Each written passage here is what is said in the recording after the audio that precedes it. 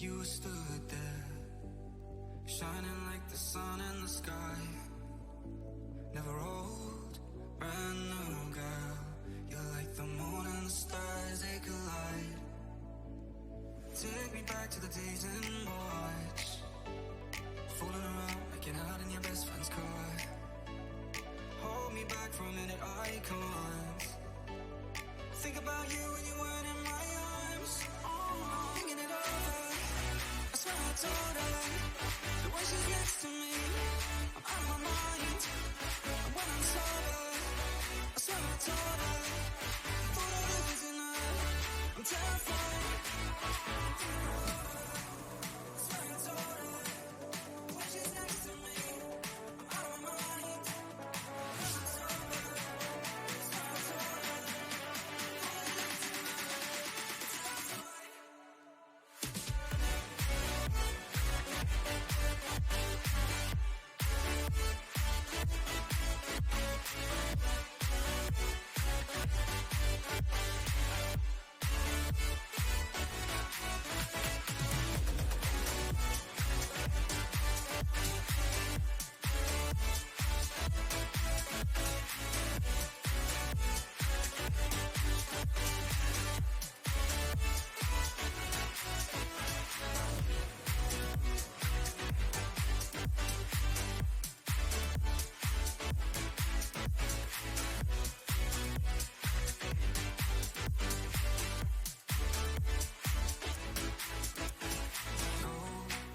You stood there, shining like the sun in the sky. Never old, brand new girl. You're like the moon and the stars, they collide. Take me back to the days in March, fooling around, making out in your best friend's car. Hold me back for a minute, Nah. I should really like figure out like a proper transition or something at some point, shouldn't I? What's up, everybody? Welcome to the stream, and welcome to all the new followers. Hey, Louie, yeah, it is Chaosu here.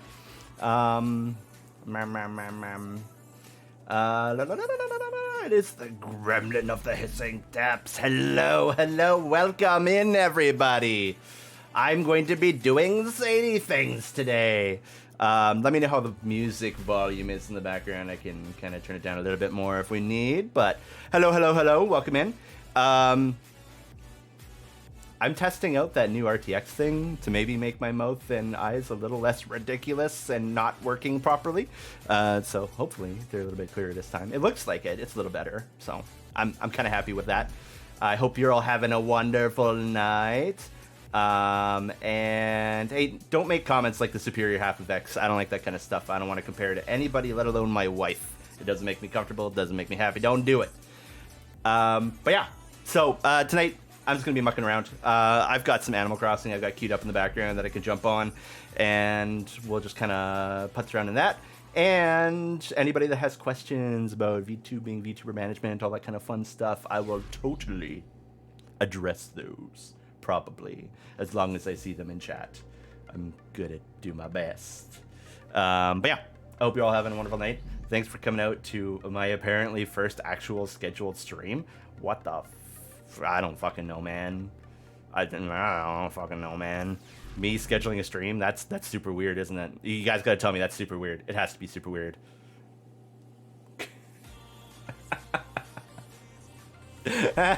Did you hear about the mathematician who was terrified of negative numbers? He'd stop at nothing to avoid them. I love it. That's hilarious.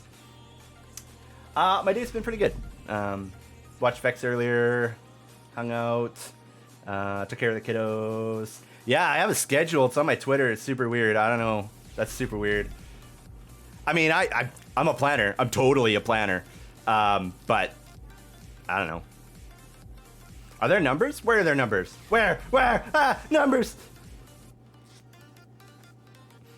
Sorry, need to grab some water.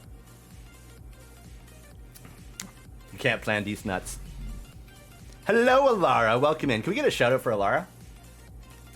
The lore of Vexoria, the moon regurgitator. Well, you see, when Vexy's planet, the people that banded together to try to oust her, they sapped all her power, and she slowly shrank and then became trapped in a statue or whatever it was.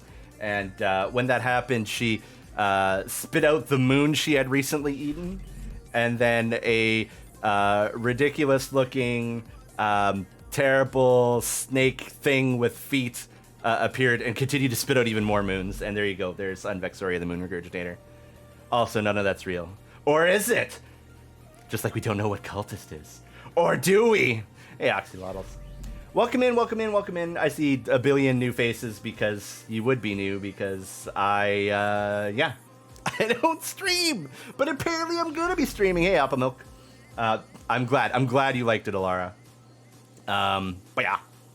Yeah, I'm Gremlin. The thing is, I don't have a whole lot of stuff to Gremlin in right now, because you can't like troll me and throw like sound alerts and like use tits to smash me with stuff. But yeah, I still actually have to like make real alerts at some point and make real panels at some point, get a transition or something.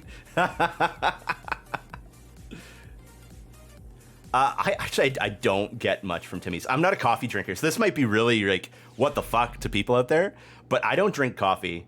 I'm powered on pure Gremlin energy and do not drink coffee at all. I don't know how I live. Nobody else knows how I live. I just do for some reason. And yeah. So most of the time, if we do go to Timmy's, I'm drinking a hot chocolate. It's pretty much. If it's the summer, I'll get a lemonade. I am the caffeine.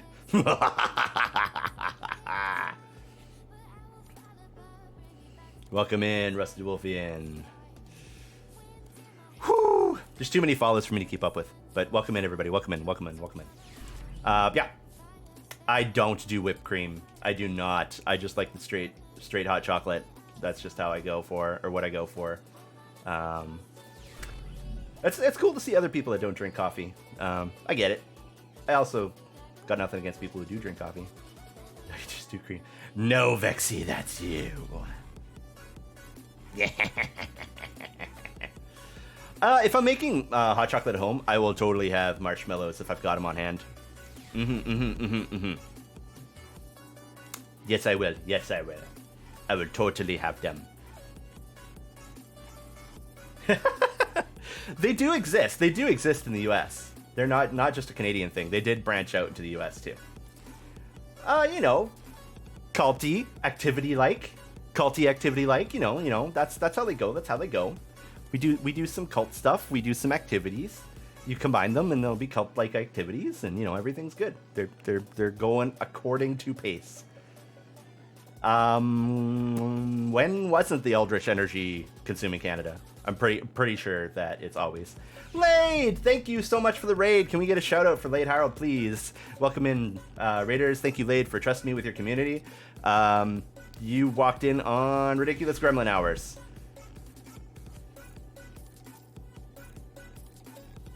No. Poison. It's ILU. It's I love you, Vexy. That's what that tag is. Yeah, you know what? I'll tell you what. I'm gonna kill some music. Hold on. And let's wake up Animal Crossing. We'll just have Animal Crossing going on in the background. We talk. When isn't it Ridiculous Gremlin Hours? It's always. I don't dip anything in my hot chocolate. Whoop.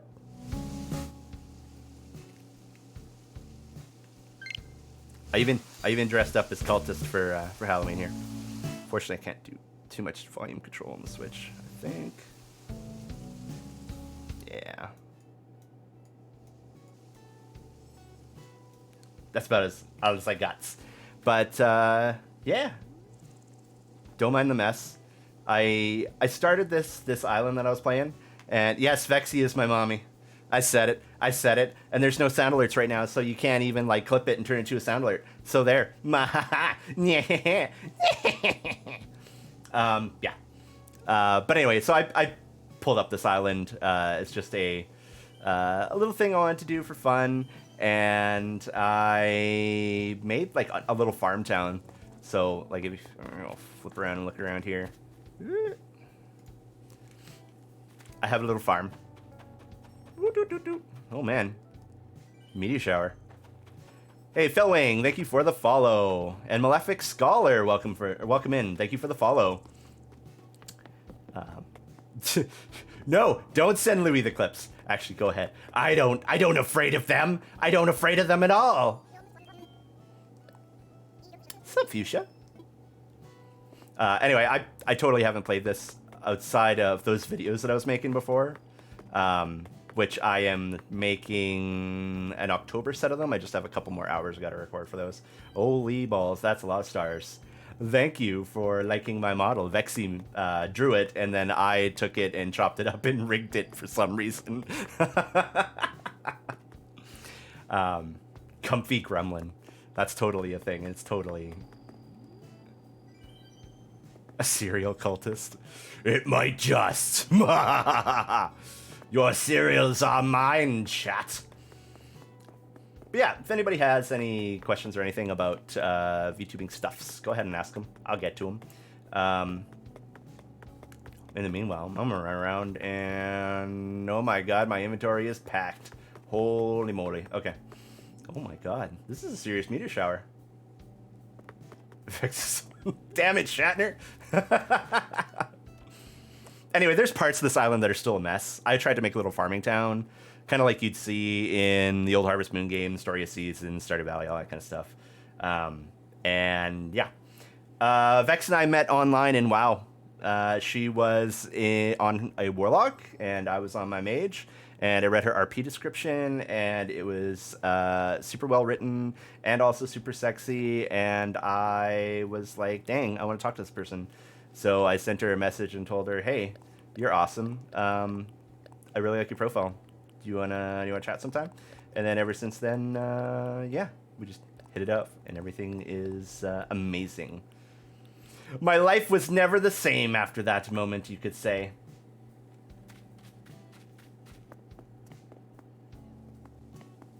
Vex has talked about the Lamia thing before, and basically, I mean, I don't want to put words in her mouth, but the summary, and Vex, you can correct me on this, was basically that she wanted a monster girl character. She loves monster girls and monsters of all kind. And yeah, I'll put other things in your mouth, Vex. But she loved Lamia, and she really loved the Apophis, so she really wanted to do that. Initially, we were considering doing something more like starting out with something that was simpler or more easy to approach. And that was a bunny girl that was secretly a Lamia. And, oh god, she's got a sword. You idiots, we all have swords! Anyway, but yeah, she wanted to be a Lamia. We didn't know if we could find somebody who could do that. So we just kind of let it be. And then eventually we said, you know what, no, we don't want to go the bunny route. Let's just go full Lamia. And so she got her Lamia model, and now she's Sneck. Welcome in Underworld Stars, Clin, Agent Fatass, and Saisan. Welcome to the stream. Welcome to Gremlin Hours. What else we got?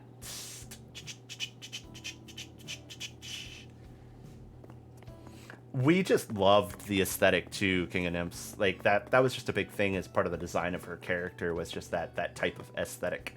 And we ran with it, and the artist we got to do a rough sheet for her did an amazing job with it. And then the model artist for her and Rigger did an even better job. It was like they're just awesome. What a way to cap off a 36-hour day. Get some rest. I can't do that shit anymore. I can't stay up that late anymore. I burn out so hard. Upcoming WoW expansion. How do I feel about that? I'm kind of so-so on it. Like, I am happy that they're going with a more, like, chill kind of thing. It's not, oh my god, the universe is ending. It's terrible. Everything's bad. Panic. Yeah, that is nice. It's nice to do that. I'm really happy about the profession changes. Like, that'll make me happy a lot. I'm suffering some pretty bad WoW burnout, so the last expansion, and normally with most expansions, what I'll do is I will just straight up power level right off the bat and try to get to max level as fast as I can. And usually I'm pretty decent about it. I'm not getting world first or server first anymore, but I used to be pretty good. But yeah, I'm like, nah, I'll chill. It'll be okay. I might still do that. I don't know, but I probably won't take it as intensely as I used to. I love the fact that talent trees are back too. Yeah, that's pretty awesome. And the Drakthir as a character, or as a class and race are pretty cool. How do I find a balance between dad life, day job, and head cultist? There's no science to that one. I literally just do it. Like, I tackle what needs to be done when I can do it, and rest when I can, and do whatever I can when I can find the time to do it. I multitask like crazy. You can ask Vex about that one. I will be doing like frickin' 500 different things at once. Like I'll be doing contact with vendors while also doing social media stuff, while also helping Vex with her videos, while also helping her research and come up with ideas for her schedule, making her schedule, while also role playing with her or working or hanging out with the kids or whatever. It's there's no balance. WoW costs, I mean, it's like $15 a month or whatever, something like that, $20 a month. I don't even know anymore. I just cry and cover my eyes and hope I don't look at the amount that I'm paying for it. And then like I think it's like $60-$70 to buy each expansion, so once every like 2 years or so. I have played Final Fantasy. Vex and I played it last year, and I mean we had a lot of fun with it. We just it's tough to keep up. It's tough to keep up with everything. Games that I am looking forward to, I actually don't have a whole lot on my radar right now. That's not a big one, or that's a big issue. I was actually talking to Vex about it the other day, but like I don't have anything like major. Like Harvestella looks cool. I kind of want to try that when it comes out, but I have a big issue with a lot of games now. It just feels like they come out with less content than their previous iterations for the most part, and I don't enjoy them nearly as much as I used to enjoy the other games. Hi, Anna. Welcome in. Everything feels more derivative, and maybe that's just me sounding like an angry old person, but yeah. How much does it cost for everything for VTubing? As little or as much as you want to pay for it, straight up. Thanks, Vex. Keep throwing stuff at me. Hey, Grim. But realistically, like this, my setup right now cost me like maybe like $20 or so. I like my model, Vex drew it. I went and rigged it myself. That's all free. And I mean, that took me time. It took me 10 hours to rig this thing. 10 hours of actual effort to rig this. Everything else in here except for the chat bubbles, I paid for the chat bubbles and then customized them, is just stuff I put together. So realistically, you can start VTubing with next to nothing if you really want to.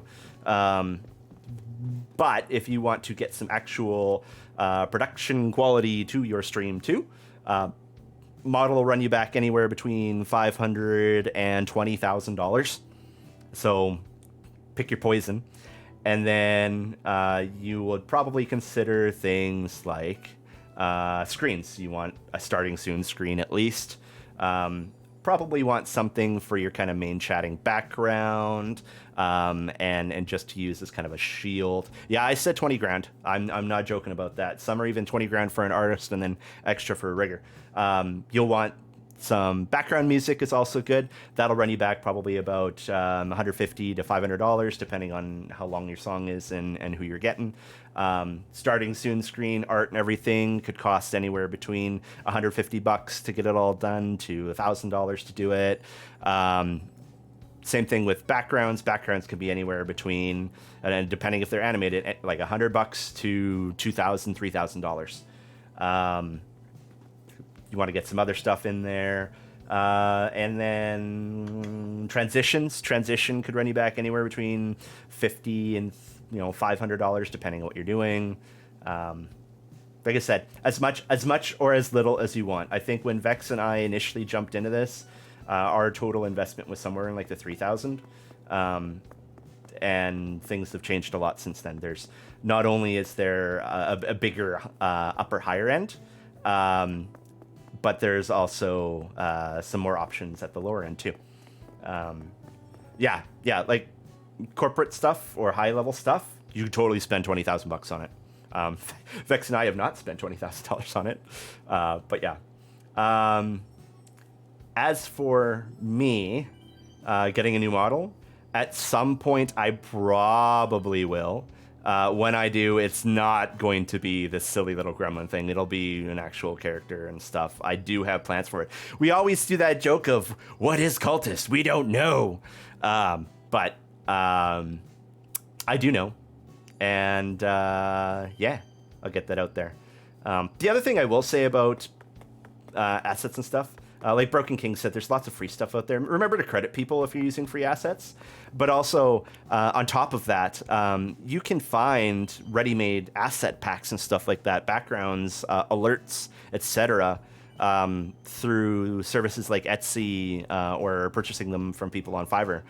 Those ones can run you back anywhere between like $10 to $100. So, like I said, you can definitely start up a startup VTubing at a cheaper price point, but you can also spend as much as you want on it. Getting a cohesive feel to your stream, and again, actually performing, those are going to be the things that will decide things more than how much money you throw into it. But depending on what artist you get and all that kind of stuff, that also works as a venue for advertising as well. Is the full version of the song almost finished yet? No, not yet. Still working on it. I still have to do some singing. There's one part of the song that's a little bit rough for me, so I got to figure that stuff out. And then we're still working on the music too. 1 second, I'm gonna grab something to drink. I wouldn't say so. And again, it depends on what you're doing and how you do it. For example, Vex started from 0 people, and there's 0 followers and all that kind of stuff. So she social media'd her way up before she even had a model done. She had a ref sheet done before when she first started. And then just through social media and stuff like that, it just worked out. Lots and lots of hard work. Okay, AC Wolf, how long did what take? Because that's a very broad question. The favorite aspect of what I do, legitimately, is hearing my wife laugh. Seeing her being happy. That is the most important thing out of everything, is seeing Vex happy.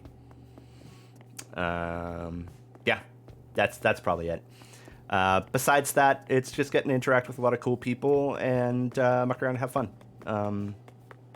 I like to see people happy. I am one of those people that really wishes the world was a better place, and so if I can do even just a little bit to help make the world a better place, that's cool. Welcome in all the new followers. I have not kept up, but welcome. And shooting her with Nerf bullets, well, of course. No, that was Sylvie. I gotta give credit where credit's due. Sylvie donated to Bernie Sanders.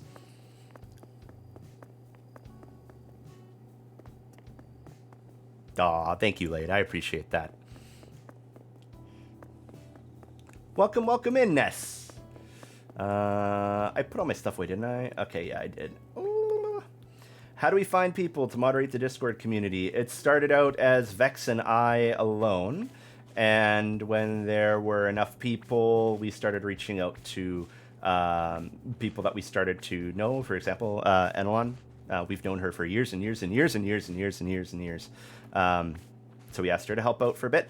And then beyond that, asked other folks that Vex had met in the VTuber community that we trusted. And then after that, we started using applications. And our applications that we put together were typically ones that had questions based on the things that we had seen happen in streams. So when we had stuff going wrong or challenges or things that brought up questions among the existing moderators, we would use those as example questions to see how new people would handle those issues. And then depending on their answers and level of professionalism and all of that kind of stuff, we would make a decision as to whether or not we wanted them to be a moderator. And then even beyond that, because, and again, there some of our moderators, it took multiple tries for them to get in. It wasn't necessarily a cut and dry, yeah, this person's good at moderating. No, this person's not good at moderating. Sometimes it was, we need people in a certain time zone. We need people that are willing to cover Twitch more than Discord or Discord more than Twitch. And then finally, after that, it was sometimes we'd end up with 10 really good potential moderators and we'd pick the top 3. And then so there were still 7 other really good moderators. It was just that we didn't have room for 7 really good other moderators. So yeah, that's how we decided on mods in Vex's community. And we definitely didn't dangle them over a pit of lava and ask them really hard, awkward questions until they got dipped in lava. Yep. As for me and Animal Crossing, we go way back to the GameCube. No, I love Animal Crossing. I have my frustrations with this game in particular. Hey, RNGesus, can we get a shout out for RNGesus? But I still love Animal Crossing, and honestly, it's a good. Oh, I don't want to pick my pumpkins right now. It is a good chill game that I can just muck around and idle and run in circles on while I'm talking to all of you. It's too late, Jesus. You've been shouted out. Welcome in, Melody. Welcome in. Lucid Luna, thank you for the follow. I hope you're doing well. I need to fire you another message again. I've been meaning to do that. I don't do it. Yeah. I love Animal Crossing. I fell in love with Animal Crossing back in the GameCube era, and I don't know, man. Maybe it was the animals, maybe it was just the uniqueness. Oh, I'm glad you're done with your final. Maybe it was just the uniqueness of like living like an alternate life in a little village. It was charming. It was cool. I loved the idea of the little shop and everything. I actually used to do that with my siblings when I was a kid. I would play a little game. This is before I even knew about Animal Crossing, or before Animal Crossing even came out. We would play a game where I would set up a little shop and have them bring me things, and then I would give them money, and then they would go out and do other things and come buy other stuff from me, and yeah. So yeah, I guess you could say I was Tom Nook before Tom Nook existed. So there, take that, Tom Nook. I'm sorry, Tom Nook. Don't kick me out of my house. I didn't mean it.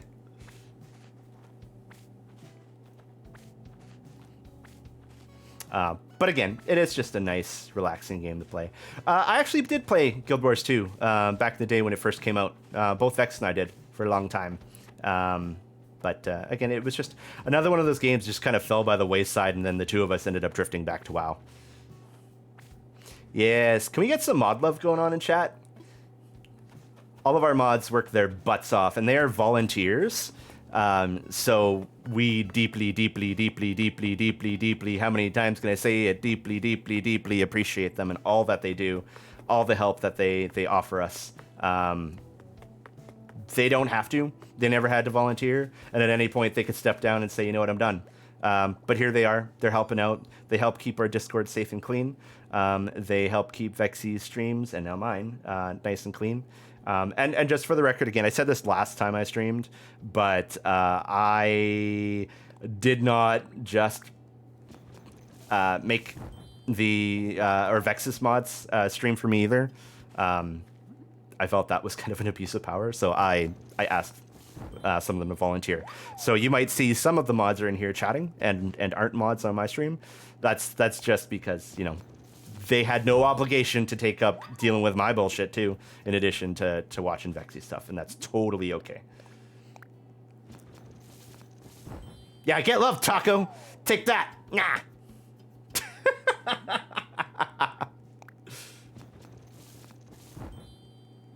Definitely did not ask them over a pit of lava. There were no pits of lava involved at all. And if any of you mods mention the pit of lava, I'm throwing you in a pit of lava. Oh, thank you, Shadner. I'm glad you love my bullshit. I actually did not play much of the Resident Evil games. I have never finished a Resident Evil game. I played, like, I think RE2 or something like that. Way back in the day. And I really haven't played anything else since that. I just give some lava. A small chasm. A valley of lava, perhaps. You kidding? We can't afford acid.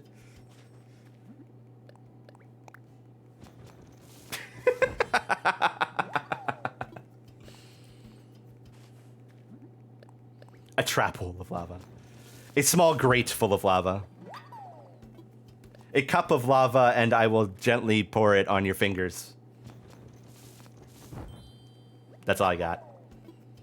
Not even the RE2 remake. I have not touched any of the Resident Evil games.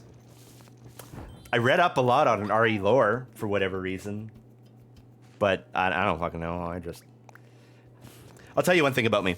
When I was a kid... When I was a kid, I used to take the instruction manuals from Nintendo games and stuff like that. And I would read the little stories they would have at the front of those. Welcome in, Kaz. And I guess for whatever reason that created my love of like lore and video game lore and stuff. So, I mean, I was obsessed with Elder Scrolls lore. I was obsessed with Warcraft lore. I was obsessed with Diablo lore. Those were all things that I loved. I'm not as sharp on any of them as I was when I was younger. Hi, Vex. That's a very nice question. So Vex asked, I have a VTuber question. How do you deal with a manager who constantly trolls you during a stream? Asking for me. Hold on.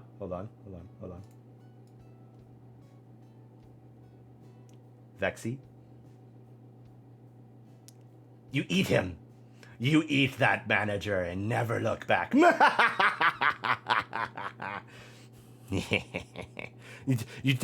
should definitely punish a manager who does that kind of thing. Totally punish them. Totally. You asked the question, I'm just answering it. That's totally what you should do. You should totally eat that manager. That's the punishment. You should totally do that. Good question. Thank you. Next question. Uh-oh. Does that mean they're bunks?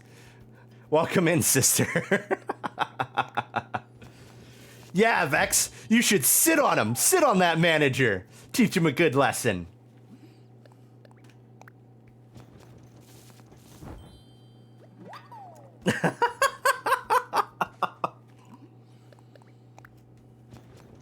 How do we decide how many mods we need? We keep an eye on what's going on in chat and Discord, basically. Welcome in, Strider. Thanks for the follow. So basically, what we do is we will keep an eye on, bad actors and that kind of stuff. What's going on in chat. If there's anything that we have to delete. It's not all bad actors, too. Like, moderation's there to help catch things like when people post viewer count and stuff like that. And, that we just, it is in the chat rules, but people often click through that. We will delete it and all that kind of stuff. If there aren't people, hey Kiers, welcome in, and Luan, welcome in, and Timorio, welcome in.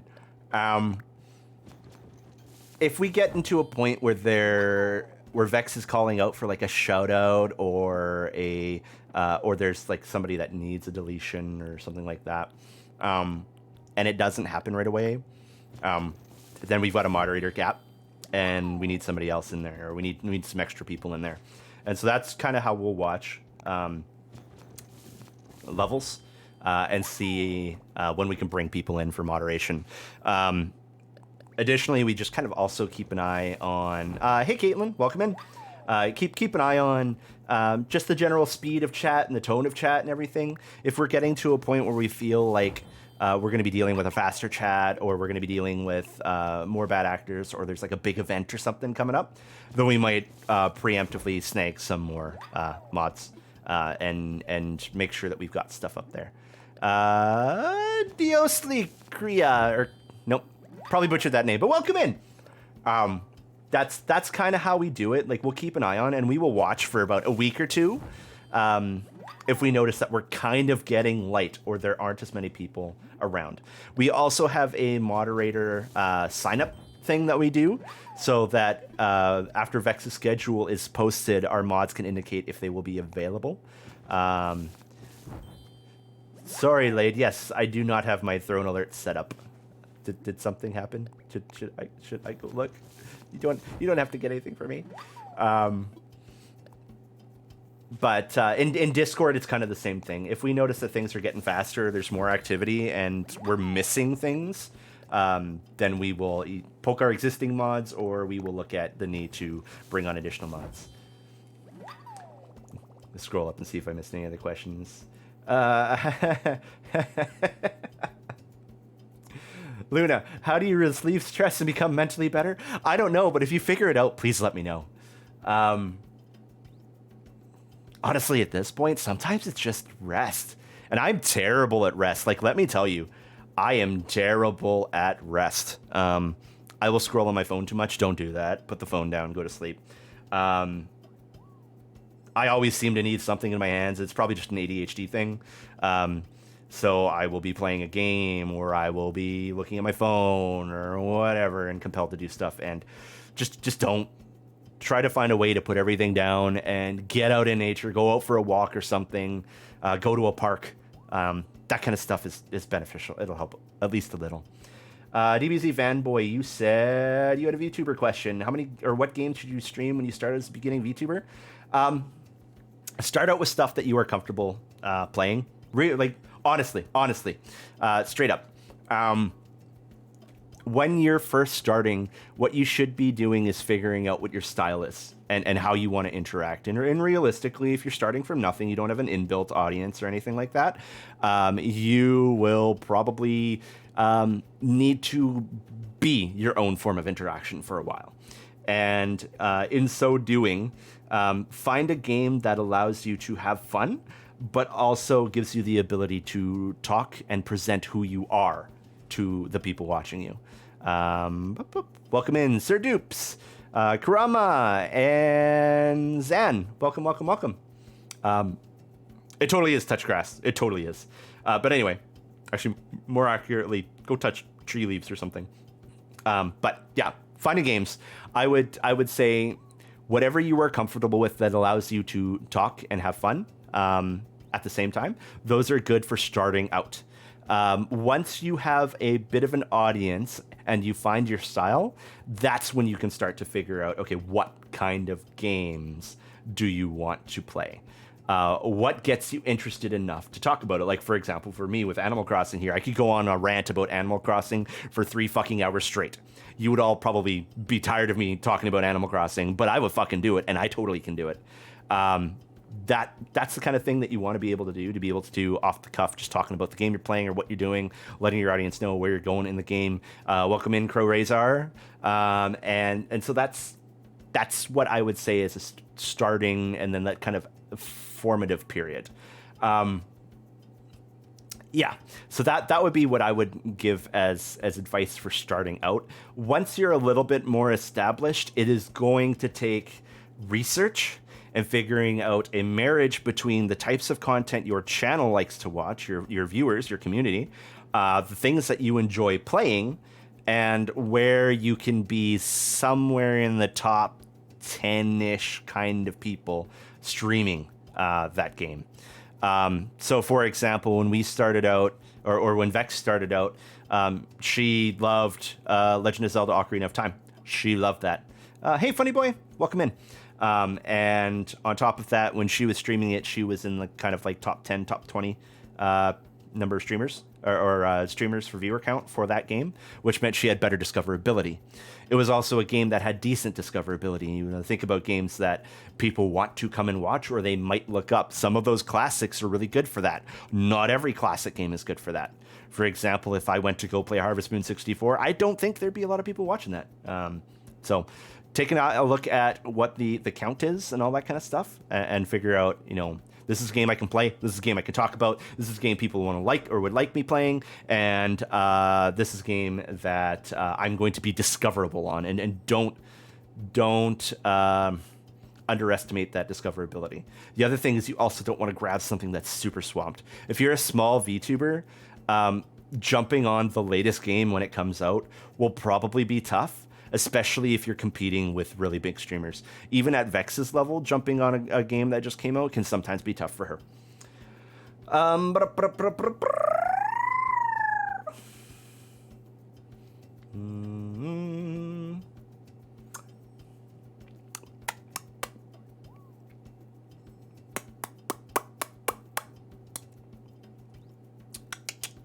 Oh, Vex's computer? I honestly can't remember all the parts. I know that her graphics card's a 3080 Ti. Her processor is an i7 from the most recent generation.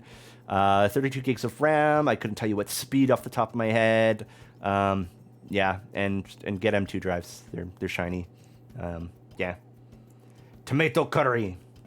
I thought tomato curry came as a base recipe. Oh no, I can't make more. So this is my secret to money making when I don't feel like playing the stock market.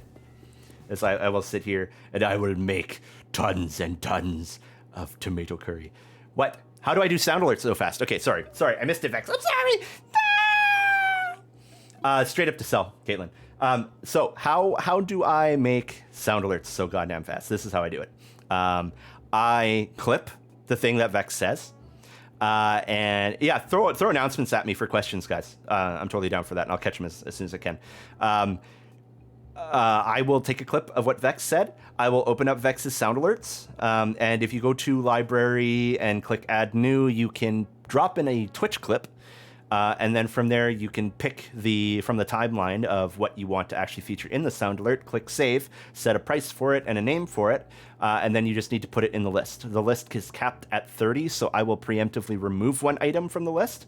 And so by the time I create it, I can go into her library, search up the alert, add it to her library and set a price for it, and bam, there you go. That is how you get sound alerts so fucking fast into sound alerts. Yeah. That's how you do it. That's how you do it, chat. You can do it. I believe in you. But yeah, I just take them from clips. You can make sound alerts out of clips. Titty Appreciator. Nice. Welcome in. Mahis, welcome in. Thorin Gorgon, welcome in. Lady Piper, welcome in. Welcome. Programs and equipment. It depends if you're doing 2D or 3D. I know more about 2D than 3D, but generally at base level, you need something to stream with. So for example, we use OBS. Other people will use Streamlabs OBS. We use the Stream Elements launcher that hooks, or plugin that hooks into OBS. So we will use that. For 2D model display, we use VTube Studio. So yeah, that is kind of the core of what you need to start. Beyond that, obviously a game to stream and all of your other stuff. Yeah, booba. Yeah, that would be about it for stuff.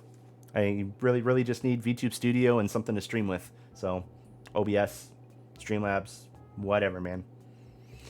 Whatever you're comfortable with. I personally like Stream Elements over Streamlabs, but yeah, everybody has their own preference. I'm doing good games. How are you doing? Morsego, thank you for the follow. Welcome in. Whoop.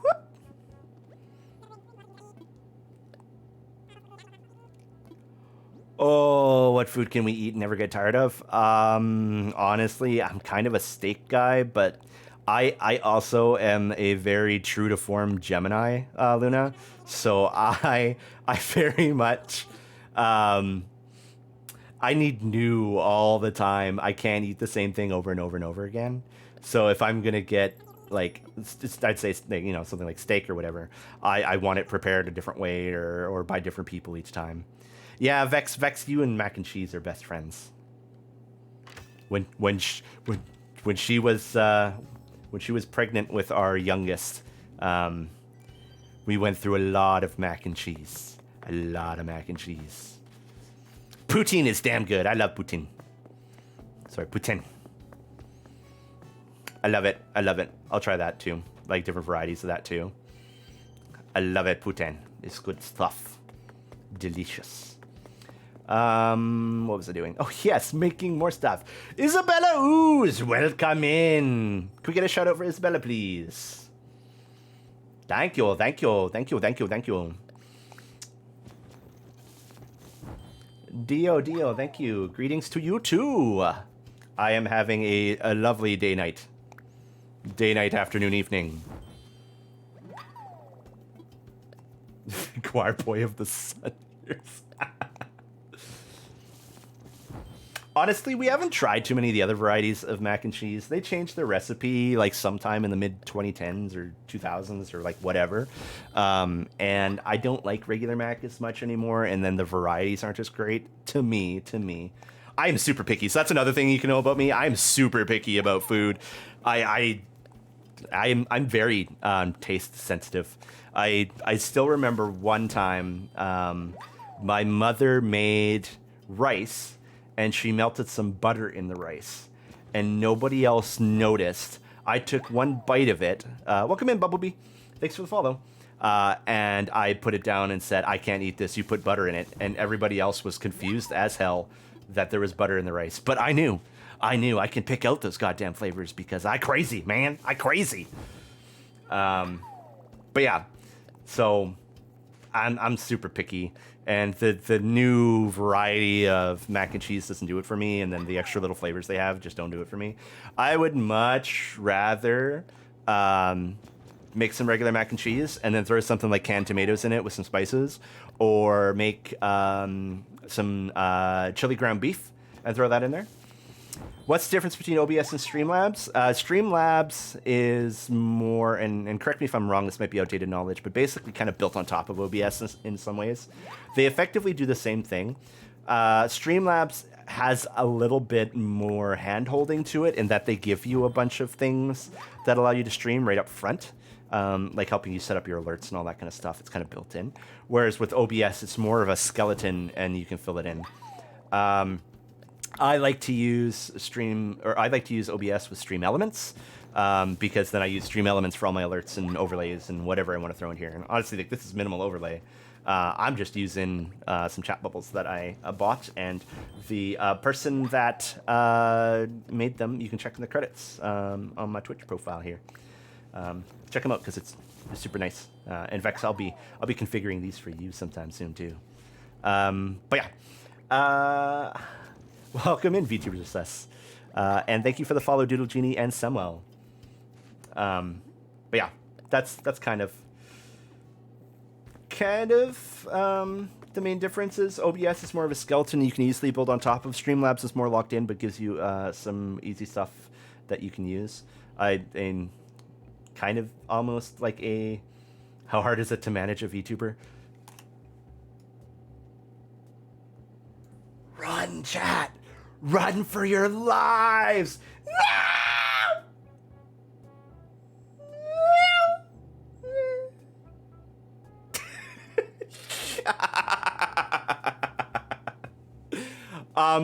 Honestly, it's a lot of fun. It's a fun challenge. It is not without its tough things, though. So, for the one side of things, you get to watch somebody grow under your tutelage. You get to watch the things that you help put together come to fruition in an awesome performance. It's kind of like being a theater director in a way. And so like there's some really cool stuff about it. You get to help somebody who's really cool. Basically knock down barriers so that they can do their best work. And that's kind of what I see as like some of the really, really cool things about being a manager. The tough thing is, one, you got to be in contact with a lot of people. You got to juggle a lot of things. And in my position, not every manager does this, but you got to worry about the finances too. Also, this was a big catch. So again, I've said it 1,000 times. I'll say it again. But if you're a streamer, and especially a VTuber, do not look at your viewer count while you're streaming. Just don't do it. Mine is off right now. Vex's is off all the time. It is off. Don't look at it, especially if you get any form of anxiety. When you're up there, perform as if you're performing to 5, 10, 20, 30, 40, 500, 600, 9 billion, 300 million, trillion, gajillion, cultillion, whatever people. It doesn't matter. You chat's moving as fast as chat's going to move, and that's where your main interaction is going to happen. But yeah, so I would say that, make sure that streamer count is off. However, as a manager, you are watching those streams to make sure everything's going smoothly, which means that you have to see that number count. And when it's your job to assist a streamer and ensure that they are continuing to either grow their brand or succeed, have a good night, Lade. And you see their viewer count going down or not hitting the numbers that they should or whatever, you're stuck. You gotta watch it. There's literally nothing you can do about it, and it's your job to keep an eye on it. So there are anxiety-based things around that and how things are going. So you're stuck looking at numbers, and there's nothing you can do about it as a manager. That is probably one of the tougher things to do. But yeah, realistically, numbers don't dictate anything either. Like if you're looking at it from a engagement perspective, then you just go by, what's going on in chat, hang out with people in chat, whatever it is. If you are going by a general growth perspective, it does not matter how big you are.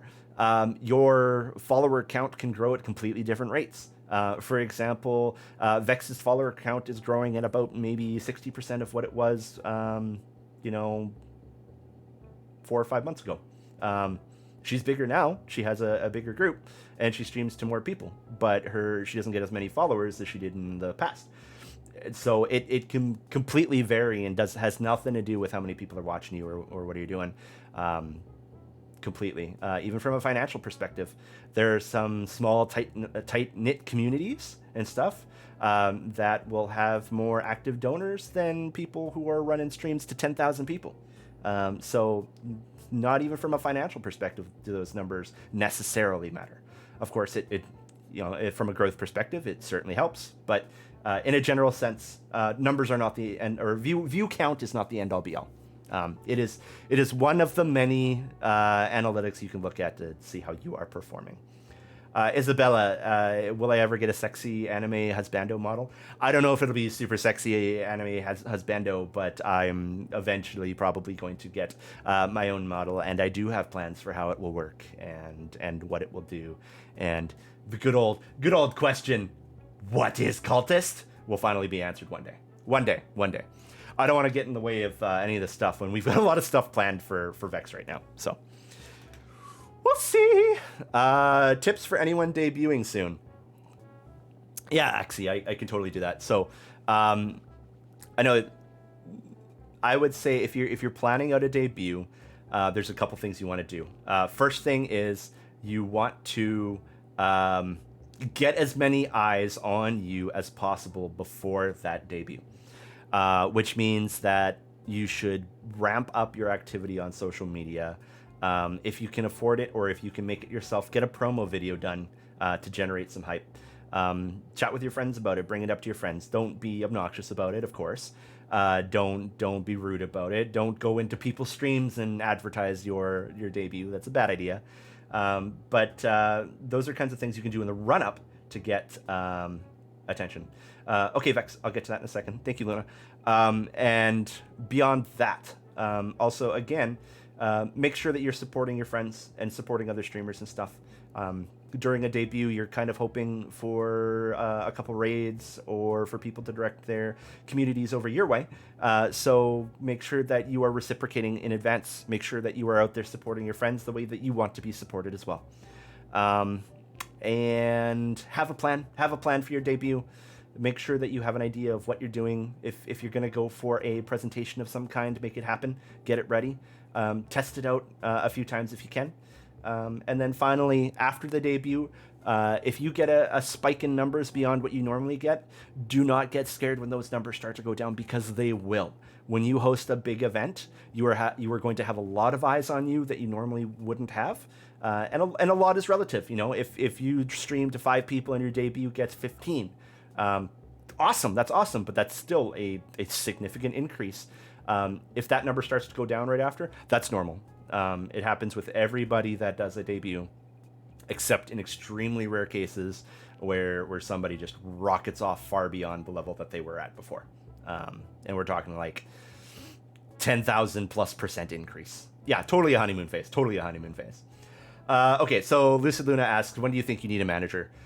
When you find yourself completely overwhelmed with the work that you have in hand, with your own promotion, with reaching out with people and getting things set up, maybe managing your finances and all that kind of stuff, and planning ahead.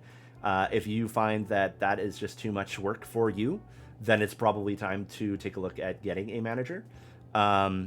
If you are in a position where you are financially stable, and realistically, so obviously I'm Vex's husband, so I'm just kind of a built-in manager.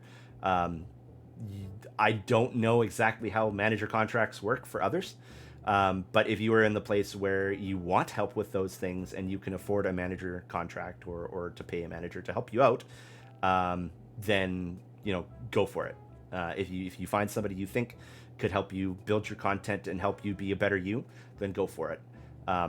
If you're not sure, then just keep doing what you can, do what you're doing. Ask lots of questions, and if you get to the point where you find yourself that you are overwhelmed and there's too much and you need the help, then it's time to pay somebody to help you. So what you're saying is get married so you can have a built-in manager. Well, I mean, it depends on the spouse. Copyright rules. Yeah. Be careful with that. If you are playing a character that is copyrighted or is a direct representation, have a good night, Isabella, of a copyrighted work, you could get in a lot of trouble. And especially if you paid money for that representation, don't do it. Be careful, because you're walking dangerous territory. And while different companies are aggressive to different degrees, for example, Nintendo is historically very aggressive in protecting their IP. Yeah, I said IP. I would just say do not. Have an original character of some kind. Have it inspired by things, totally. And I do pee. I totally pee. You could totally be inspired by things. But if it's very obvious what you are, or if you are a straight ripoff of something, then you're probably going to get in trouble at some point. And again, if you spent, $100 can be a lot to some people. It was a lot to me, several years ago. You spent $500, you spent $1,000, $2,000, $5,000, or use a character that's been in public domain for thousands of years. But you stand to lose that money, straight up. And it's entirely possible that the owners of that copyright could take you to court, and it could be a bad time. No, I don't believe so. Again, we did not entirely strictly base her character right off of the Apophis in Monster Girl Encyclopedia. Again, it was inspired. It is not, like, the coloration stuff is not identical, and outfits and stuff are not identical. We made sure to be careful in that regard. We did not want to be too close to the Apophis and MG. But yeah, I inspire. Don't be the same. What else we got? Return the slab. God, that show scared the shit out of me as a kid.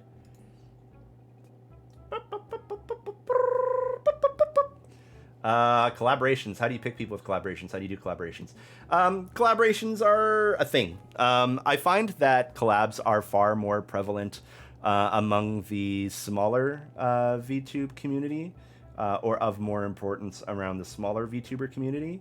and among kind of the medium-sized VTuber community to a degree as well. You don't see it as much in the larger VTuber community.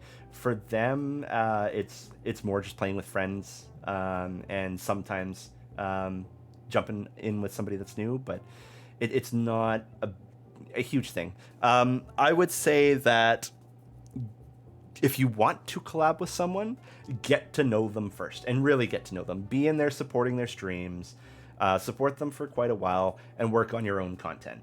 And if you're able to do that, and you're making progress with your own content, and you are your own thing, your own entity, oh my god, there's a bell ringing in my ear, then your chances of getting a collab with someone you want to collab with are higher.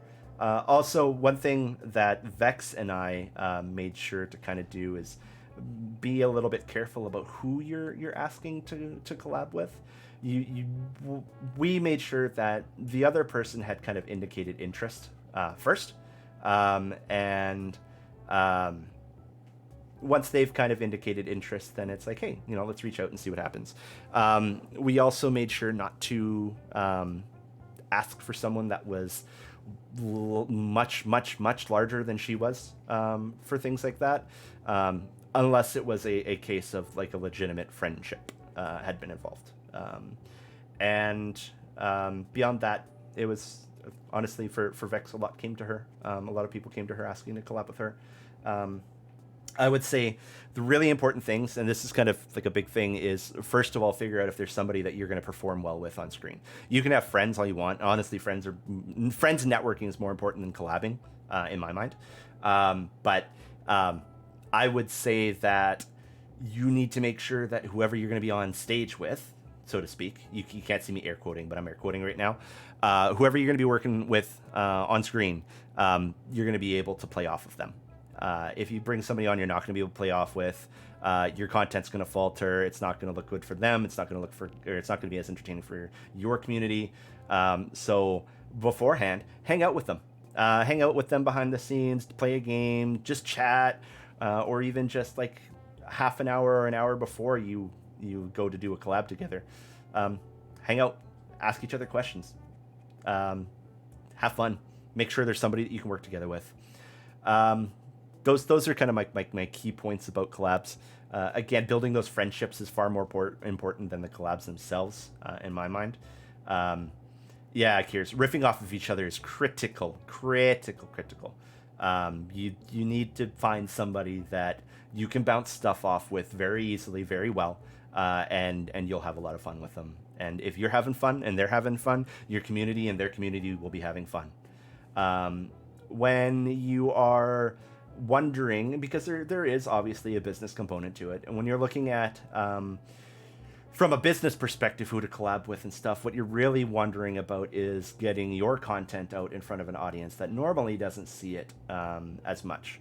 So if you have a very large overlap with somebody, you won't see necessarily as much benefit from that collab as far as like new people coming in, than you would from somebody that you work well with, but you don't share a community very often. So those are just some collab ideas and thoughts and stuff like that. And don't dip the people you're asking for collabs over pits of lava or acid. This is a bad idea. It's a bad idea. Don't do it. It's a trap. That's a trap!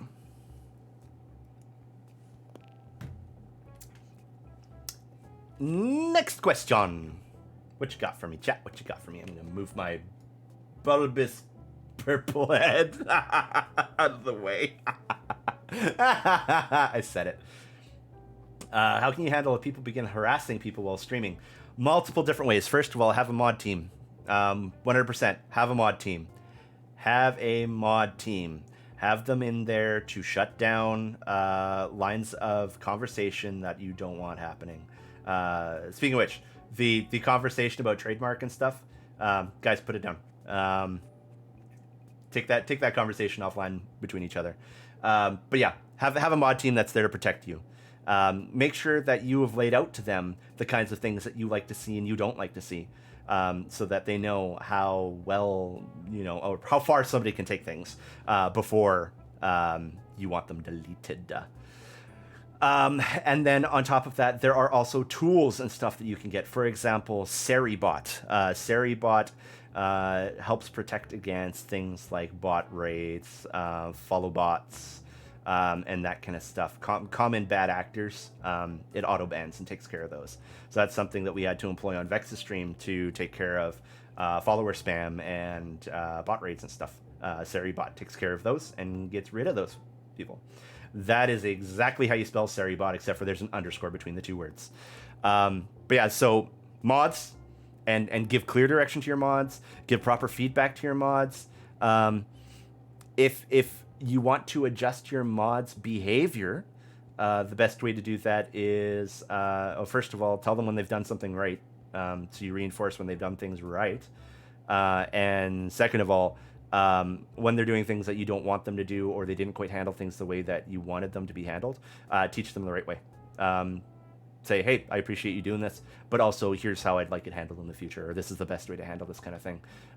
Make sure it's an environment where it's okay to learn.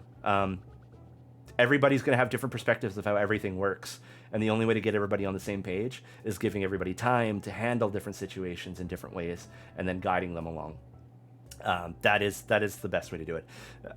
Remember that your mods are volunteers, and they're people too, and they've got lives.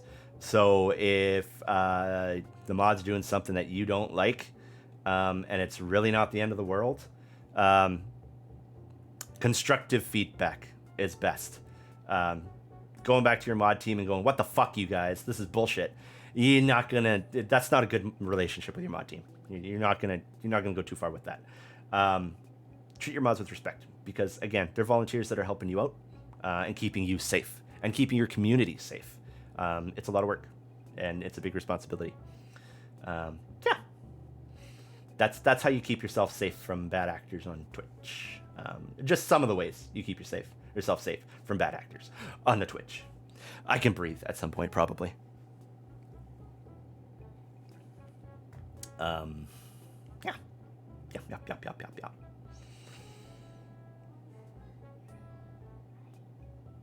I should sell these things now.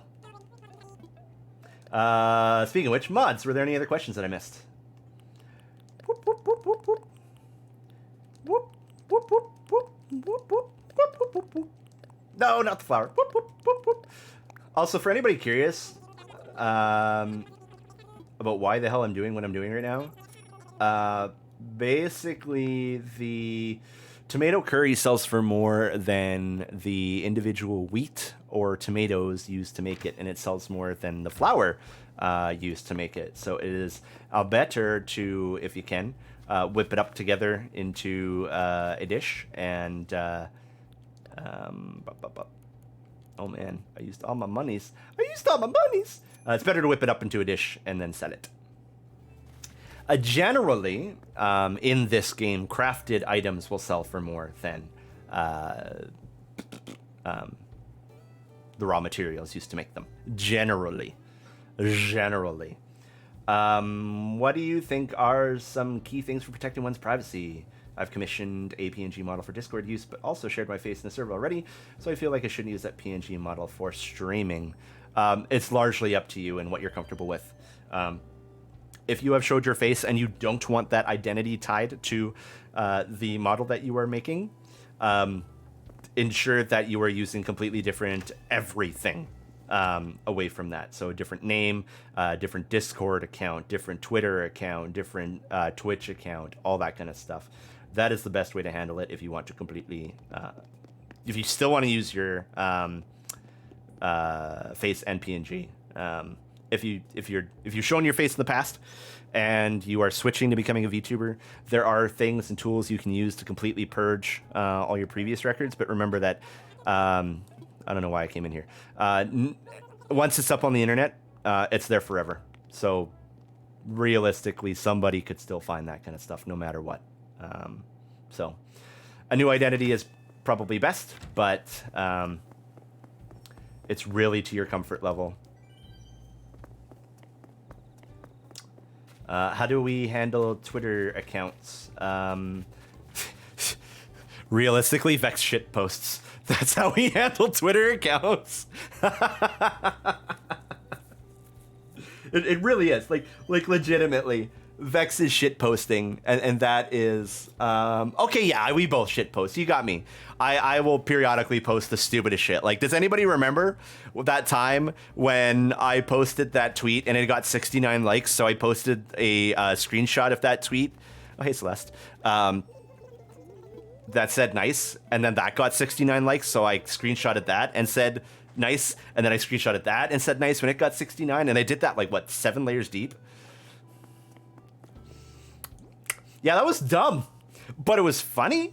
But realistically, social media is throwing shit at a wall and seeing what sticks. Straight up. You are going to try some stuff. Sometimes it's fucking hilarious. Sometimes it's fucking hilarious and nobody sees it. Sometimes it's stupid and people see it and think it's hilarious. Sometimes it's stupid and nobody sees it and life goes on. That's pretty much how that goes.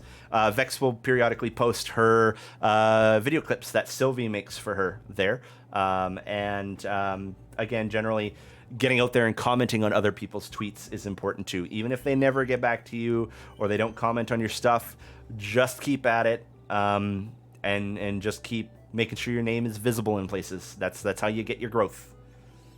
And I know a thing or two about growth, don't I, chat? Oh shit, that's lost stars. That's lost stars, shit. All right. It's cooking time. Growth. More tomato curry. What, Louis? What do you want from me? Oh, I model lagged for a little bit there.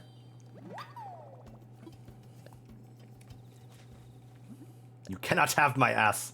The snack has my ass. If you're doing a revamp, first of all, kind of be careful, because depending on what you do, like if you're changing your name and all that kind of stuff, you might be nuking some of your existing progress and branding. So be careful with name changes because they can sometimes backfire on you. Second of all, I would say if you're going to be doing a revamp, you want to be investing pretty heavily in making that revamp worth it. So if you're going to be doing a revamp,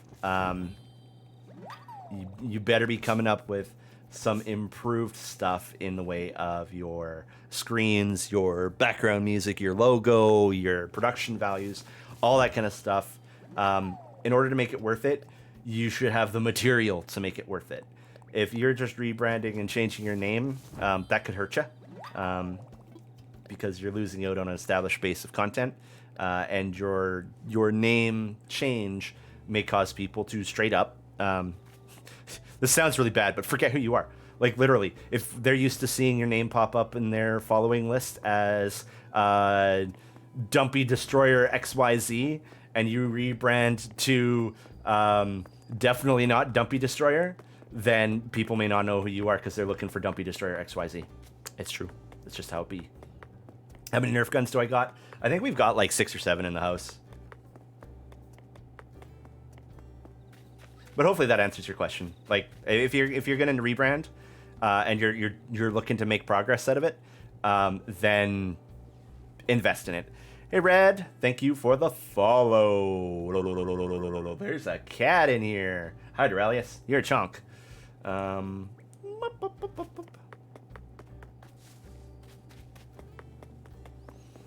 Okay, so good games. So is it true that if you're getting into streaming, they should try to get bigger on another platform and then try to get your audience to come to your stream? Nah. Yes and no.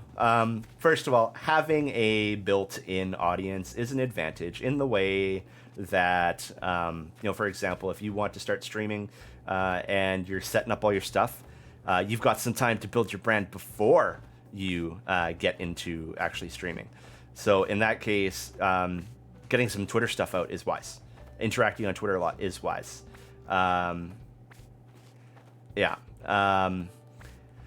So that can help. However, I would not say do something like start streaming on YouTube and then move all your stuff to Twitch, because realistically, if you move platforms, your whole base ain't following you. You're gonna hurt yourself. I would say it is better to build things in parallel together than to try to do things in separation. So again, if you plan to debut on Twitch and you want to build stuff up while you're waiting for your assets to finish, get on Twitter. Get active on Twitter. And do what you can in that regard to build up interest and connections and activity. If you are already on Twitch, then at that point, it is very wise for you to leverage other platforms to assist in your growth. So again, continue to be active on Twitter. Get video clips and stuff out on TikTok and YouTube and other platforms. Some people like to use Instagram. Some people will use adult platforms that I'm not going to name on this stream. Those are all valid methods for increasing your discoverability and growth in a general sense, because let's face it, also, Twitch ain't the best at discoverability either. So, welcome in, Jazz Anarchist. Oh my god, Prism! Can we get a shout out for Prism? Prism, thank you so much for the raid. Thank you for trusting me with your community. I don't know why you would trust me with your community. This seems like a terrible idea. I love you. Thank you for raiding me. Red Claw! Okay, we'll need a shout out for Red Claw too after this. Welcome in reindeers, reindeer. Welcome in reindeer and unicorns and T-Rexes and shit. Do not lose power. No! Find it. You find that power. You find that power, Prism, and you seize it. What do you want, Fuchsia? Yeah, Red Claw, you're radar. Grats. I didn't know you were on MASH. Cool. Torn Bubble, thank you for the follow. Mojo Major, thank you for the follow. Ivan the Green, thank you for the follow. Silverwind, thank you for the follow. Twimberhawk, welcome for the follow. Phoenix Dempsey, thank you for the follow. Killer G, welcome for the follow. Red Claw, thank you for the follow. Blah, blah, blah, blah, blah, blah, blah. I can talk words. We are doing Gremlin Hours, Gremlin Office Hours. Sure, thank you for the follow. And basically, people are asking me for VTuber advice while we're hanging out. Speaking of which, can we also get a shout out for Torn Bubble as well? But I'm just mucking around and honestly sometimes running in circles in Animal Crossing while talking to chat and answering everybody's questions about VTube and stuff. Again, Prism, thank you so much for the raid. I appreciate you. Radioactive, welcome in. Ramea, welcome in. Holy moly, there's a cast of characters. Let's get shoutouts for Radia and Ramea as well, too. Yeah. We'll build a queue. I hope that you had a good stream. Prism, you and Ramea were hanging out today, weren't you? So I hope that it was a wonderful stream. I hope that you did not lose power or don't lose power or whatever. I'm sure we can find a way to generate power. My follow alerts are going nuts.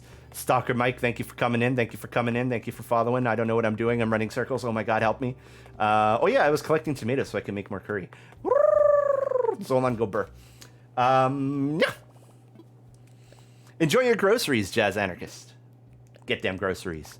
Do them real life thingies. Hey, Jaden.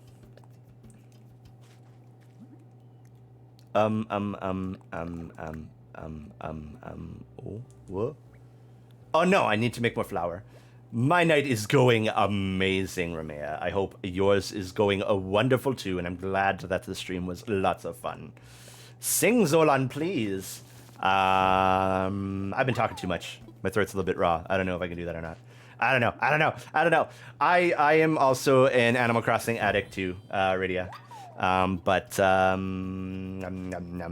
I have feelings about this game. I still love it, but there's so many things I wish it was that it isn't. Yeah, I still love it. Welcome in, Jaden, and welcome in, Esito. No Tornado Watch. Do I like Imagine Dragons? I mean, it's okay. They're okay. What if I want to push my voice too far, Danny? Maybe I'm going to do it.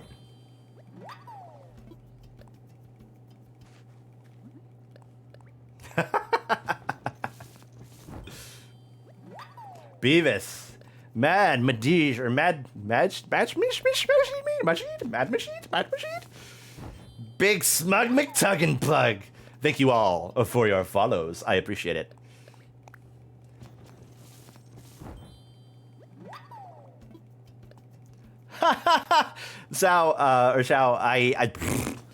Procrastination is a terrible, terrible. No Vex, no these nuts. You will not be dragging these nuts across my face. I'm terrible at procrastination. I have always been terrible at procrastination. Actually, that's not true. I started being a very bad procrastinator when I was like 12 years old. But realistically, every amount of defeating procrastination is totally a personal journey. Find stuff that you are interested in doing. For example, I use Pomodoro videos to make sure I am focusing and I reward myself. And that's another point. Reward yourself when you do accomplish the things that you want to accomplish. That's important, you know? Do the tasks, but also take breaks. Yeah, those are all helpful things. Task lists can be helpful. Breaking things into smaller chunks can be helpful. Chunks, gross. Anyway, those are all things that can be used to help fight procrastination. I'm honestly still fucking terrible at it. I legitimately am terrible at it. But yeah, it is totally a thing. If you can recruit friends and stuff, or timers are good too. Timers and reminders are very good. Just don't ignore them, like I do. But friends are helpful too. If you've got friends that can kind of keep you on check. Obviously, you can't rely on them entirely, but it's helpful if you got people who care about you and want to help you do the shit you need to do. Accountability is an important thing. Yeah, cats. I've totally had timers for my timers before. It is totally a thing. Suki, yeah, totally. I would also buy. Honestly, I have. Back when I was more deep into corporate culture and employee engagement and stuff, I had a whole bunch of like. How to be a more productive person, self-help books and shit. And yeah, I read like half of like the first chapter of one of them. What am I doing? I'm looking at the wrong thing. I don't need to do that. I'm not even supposed to. Oh my god. Come on, Zolon. ADHD in action, folks. Yeah. How do you duck and dodge the issues with reaction videos? It depends on what those issues are, realistically. First of all, we try. Yeah, this is Vex's manager. Meanwhile, I'm like, ooh, a shiny. Oh god, I procrastinate everything. What's going on? I don't know what's happening. We do our best to vet videos in advance. You'll notice that, for example, Vex, she does not take live on-screen suggestions as to what videos to watch. Ooh, a sheep. Anyway, she will not pre-watch things, but generally get a sense for the channels that she's watching to see if the content is okay to watch. She is at a size where the reaction video streams make sense. People like to come in and people like to watch them, and people will filter in to watch her, and so it becomes a source of growth. Nyagato, thank you for the follow. So should make sure the content is appropriate for Twitch. Make sure the content is appropriate for her stream. And in the event that we ever do a please submit your videos and Vex will watch them on stream, like we did with her You Laugh, You Lose challenge, we make sure to get the mod team to vet them all, myself included. And they will go through all of those videos, clips, or whatever, and watch them and flag anything that seems like it might be fishy and not work on stream. But again, that's something that's afforded to us because Vex has a very significantly sized mod team at this point. Not everybody has that luxury. But again, knowing your base, knowing your community, and knowing the content. The copyright stuff, you kind of have to address that if it happens. React videos are their own beast in that regard. And basically, if somebody comes and says, hey, stop watching my videos on your stream, we'll say, yeah, sure. You know, if that's your stuff and you don't want your content featured on the stream, that's okay too. Just be respectful of people. I think that's important stuff.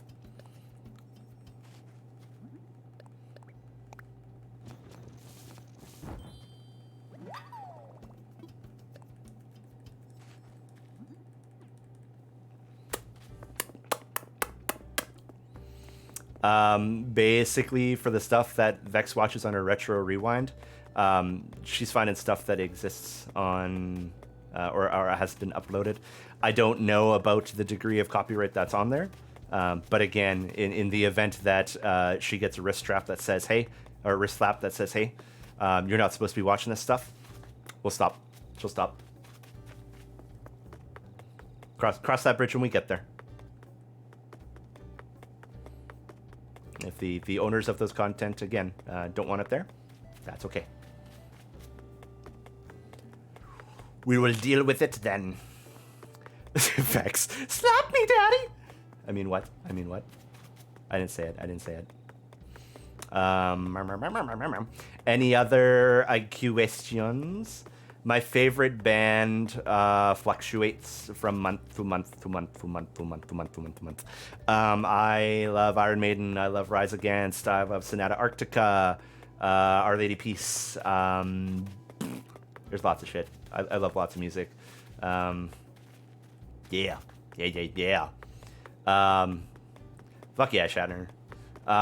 Favorite flavor of ice cream? Man, I love Rocky Road. And I'm not just quoting Weird Al. And oh my god, that cow is taking a dump! Ah! Oh my god, Sonata Arctica is so much fun live. I've seen them live twice. It is loved them. They're so good. Titties. I love titties. Pineapple on pizza? Yes. Iron Maiden and Rocky Road. I also love like cotton candy and stuff too. I'll have that stuff. Oh, he's cleaning his ass. Good point. That was a bidet. My favorite kaiju is my wife. Haha. I'm more versed in general size culture than I am in actual kaiju culture. I love parodies, and you're gonna say it, and I know, but I'm gonna say it anyway. I'm gonna say I love parodies.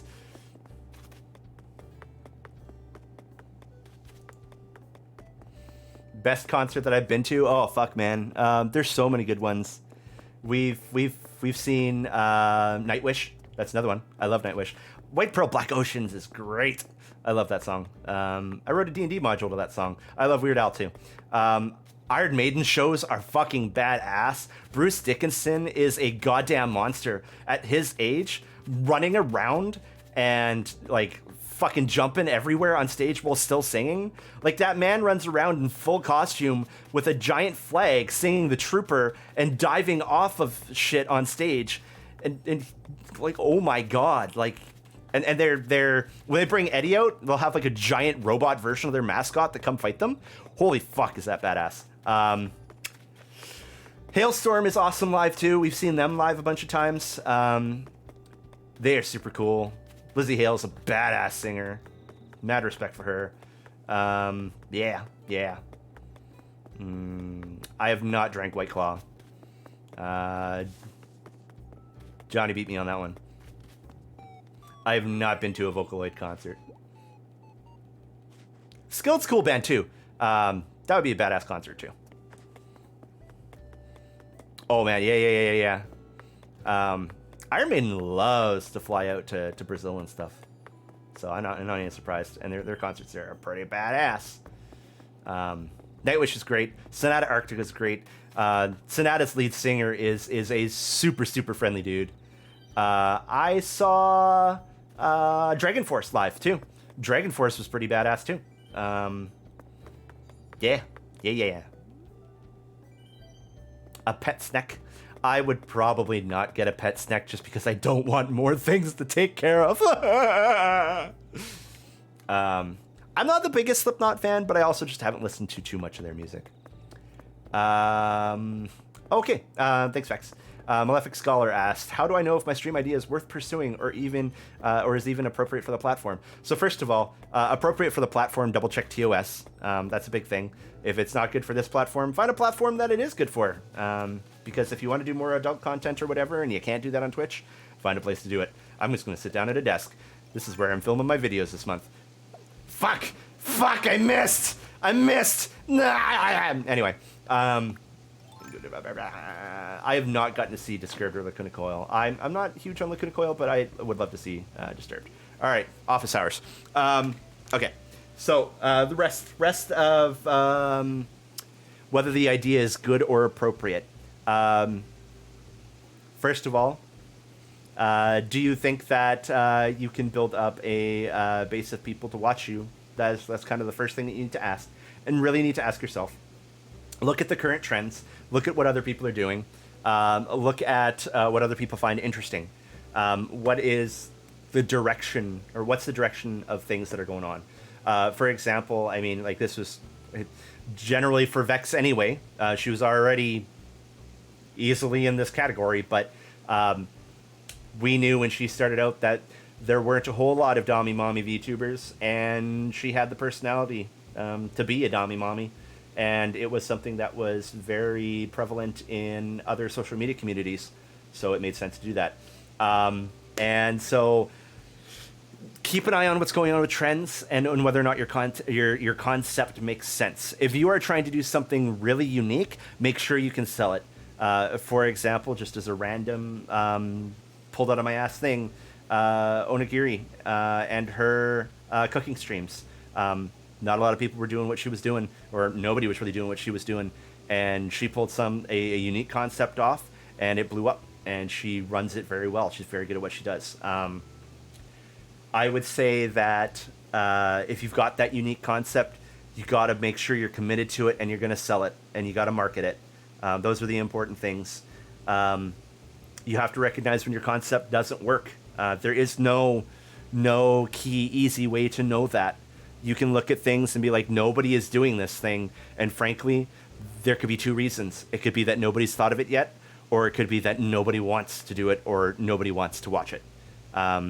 So, for example, if your concept was to be a streamer that played Animal Crossing and completely leveled your island every day and then just dug holes silently, I can't promise you that there is going to be an audience for you. But you can try. Just be prepared to scrap it if it don't work. That is kind of the thing you got to do. Yeah, like Luan said, it is the silent hole digger. It is a thing. You got to try some things. And sometimes it doesn't work. And maybe that means going back to the drawing board. Never invest anything that you are not prepared to lose. And, I may have burnt that rule myself. But, frankly, if you are going to be trying out a new idea and you don't know if it'll work, then don't throw money at it that you need for other things. Straight up. If that money would be for groceries or rent or whatever, do not throw it at your concept. That's a bad idea. Don't put yourself in jeopardy. But yeah, I would say, again, check TOS, check the current trends, check the direction of things that are going on, and then get into social media and trial run it. See if you can make things work. Part of Vex's trial run, for example, was the first time she did a voice tweet. And when people were like, "Oh my God, your voice," we knew that she had some form of content future. We did not know what that future would take, or what that future would look like. But yeah.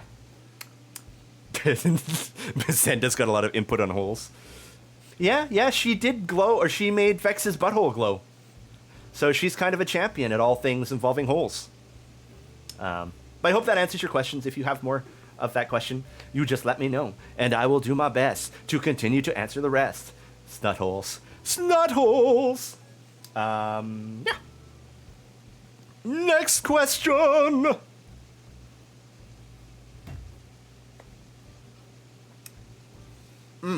Gotcha. So, in that case, like, I would suggest going and checking out what exists in the form of Warhammer streams right now. If there are other people that are doing that Warhammer tabletop stuff, let's see what they're doing right, learn from them, and then see what you can do to evolve after it.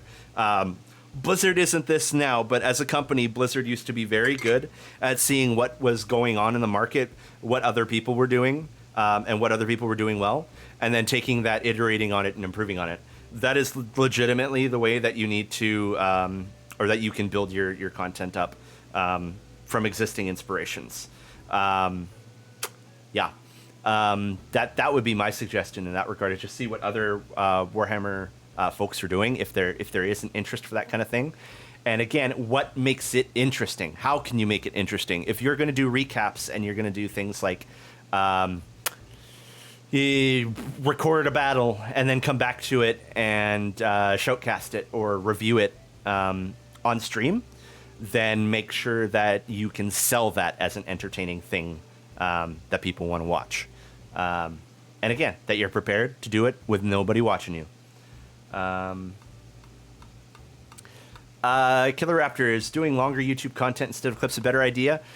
I could not tell you that straight up. It really depends. Being consistent about the length of your content is important and helpful. I think that is an important thing that you need to worry about. If your content is kind of all over the place, it will screw up with the algorithm, and you will get less recommendations, to my knowledge. What's the best way to keep up with trends, or is it just looking at trending games, popular streamers, or something more? It is literally that. It is looking at what other people are doing, consuming, being a consumer yourself, seeing what other people are doing, other groups then are doing, what types of games are coming out. For example, there in the past has been zombie game booms. There have been sandbox game booms. There have been FPS booms. Paying attention to what kind of games are on the radar and coming out in the next 3-4 years, that can kind of give you an idea of where the industry is heading and what types of content would be good to get into and build your base around. Watching other performers, streamers, VTubers, what have you. The Battle Royale boom is another good one that came and went. Watching others is a good way to identify what people are doing right, what people are doing wrong. Not necessarily wrong, but legitimately what you can improve on. Or what you can riff on to make your own type of content. So those are really the big things. Be a consumer of content. Pay attention to social media. Pay attention to what things are being played on Twitch and YouTube, where videos are getting posted, what videos are getting posted, what games are coming down the pipeline, what types of things people like to do and watch. That's how you do that, and get ahead of the trends. And it is not a perfect science in any measure. It is totally not a perfect science. You will always run into things where you could take a guess and it could fall flat, or you were completely wrong, or whatever. That's just how it be. I have a question. What is your opinion on YouTube clip channels, i.e. Cooksy, posting clips of your content? Basically, again, it's kind of the same thing as reactive content. I'm okay with it personally. I don't mind that kind of stuff, and depending on the clipper at this point, it is honestly also an advertising boost too. For example, Vil and Vex will probably both tell you they had a little bit of a symbiotic relationship when it came to their growth. They both kind of started around the same time, and Vil's clips helped Vex grow. Vex was very kind to Vil and gave him a place to hang out as well, and it helped them both grow. I'm all for helping people out. For people like the bigger clippers and that kind of stuff, if their bread and butter is finding really funny clips and stuff and it highlights those streamers, cool. They're going to make money off of it because it takes time for them to grab the clips, watch the streams, find the funny stuff, and make it. I get it. That's cool too. I'm not too fussed about it personally. I know other people are more protective about their stuff. I think if it ever becomes harmful, then that's a whole other story. So, you know, if a clipper is literally just ripping off, for example, if there was a channel that was grabbing the clips that Sylvie made with all the editing and stuff, that is in poor taste. If you are grabbing the clips and editing themselves, perfectly fine. I'm not too fussed about it personally. What do we got for questions? Is it better to be your own video editor or hire somebody else? It depends where you are at. Again, if you've got the money for it, if you can afford an editor and there's somebody that does that job for a living and they know what they're doing, pay them for it. Grab an editor. It will help. If you can't afford it, be your own editor. If you have an idea of what you want to do with your own content and you don't want to sell it off to an editor to do it, well, not necessarily sell it off, but, you know, hand it to somebody else, then do your own stuff. But again, having an editor is good. Sometimes having more than one editor is good too. If you really want to have more content going out there, there's definitely areas where you can have different types of content and different people working on different types of content. For example, you could have one person working on funny clips, one person working on sexy clips, one person working on weekly recaps, and one person working on things that would work best as shorts and TikToks. It depends what you want to do as far as payment, and it depends what your relationship is with the people you're working on clips with. When will you get another song about Vex sitting on my face? I don't know that I will come up with another song, but I will record. Please sit on my face. What else we got?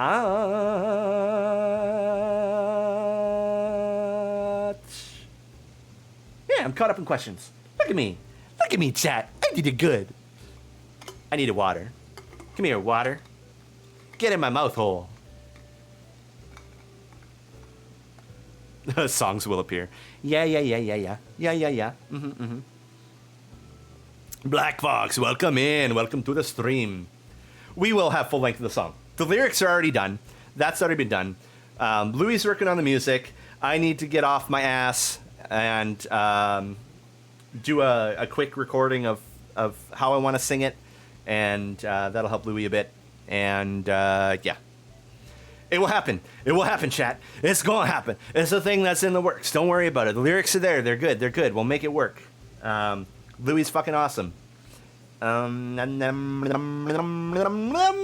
Sobek, welcome in, my friend. Welcome to the stream. Is there anything you think hasn't been asked that you feel needs to be covered? My ass. My ass has not been asked, but I do agree it needs to be covered.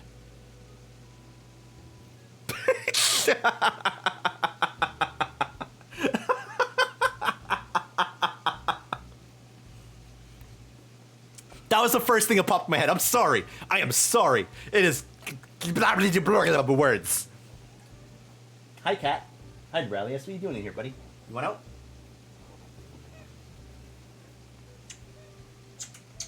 Hi. Hi, kitty cat. Here. Come here. Be free. Unleash the chunk! Hey, Zolon, how do you feel about people making comments about your permission on your wife's content? Fucking dumb! Legitimately. Don't do it. Like, come on, don't do it. And I mean, the people who need to hear this message aren't going to hear this message. The people who don't need to hear this message and already understand it are the ones listening right now. But realistically, like, let people be. Let people be. Unless there is a very obvious situation where it looks like someone might be in danger, and even then, overstepping can be more dangerous. So, like, just let people be. Like, it's absurd to think that Vex and I have not had some form of conversation about the content she makes or the things that she does. I'm over here on the fucking sidelines cheering her on. I'm like, fuck yeah, go flirt with that VTuber. Yeah, go on that adult platform and have a super sexy stream. You're fucking awesome. I fucking love you. And if ever things get to the point where either one of us is uncomfortable, guess what? We're going to talk about it, because that's what relationships are. They're based on communication. And if they are not, they probably are not going to last. Be respectful to your partner, and then all you have to do is assume other people are being respectful to their partners too. It's not your place to step in for them. Yeah. Yeah.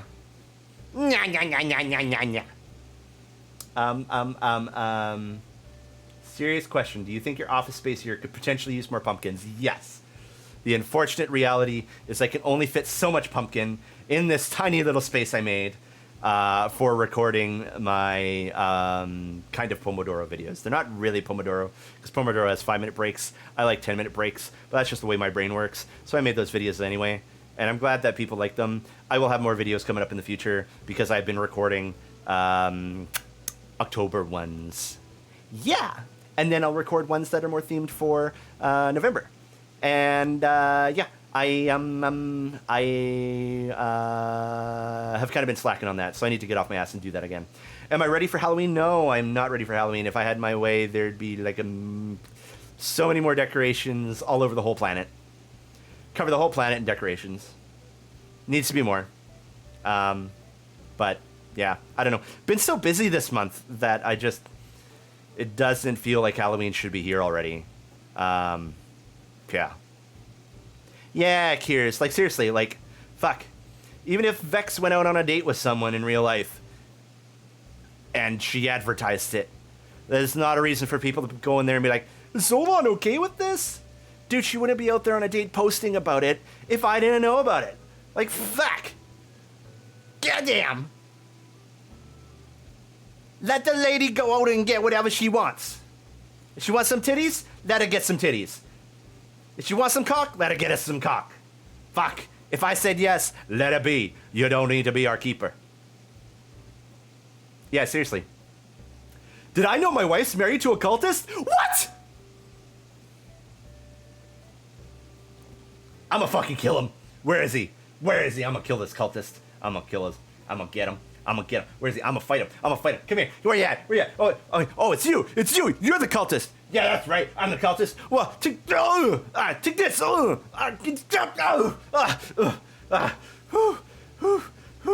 Got him. Got him, chat. Fuck that guy. Being a cultist for my wife. How dare. How dare.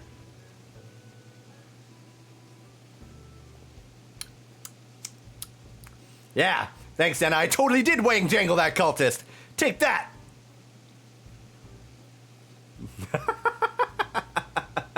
Thanks. Thank you, Shatner, for covering the coverage of my ass. More at 11.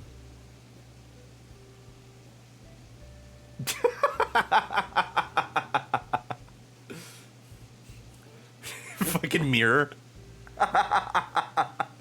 Oh my god. I mean, I probably could, like, literally put up a mirror on this and beat myself up if I really wanted to. But yeah. But did this man just have a full-on brawl with himself? Yeah, I did. What are you gonna do about it? You can't stop me. I'm gonna fight me. I'm gonna fight everyone. I'm gonna fight especially me. I take it back. I don't want to fight anybody. Please don't fight me.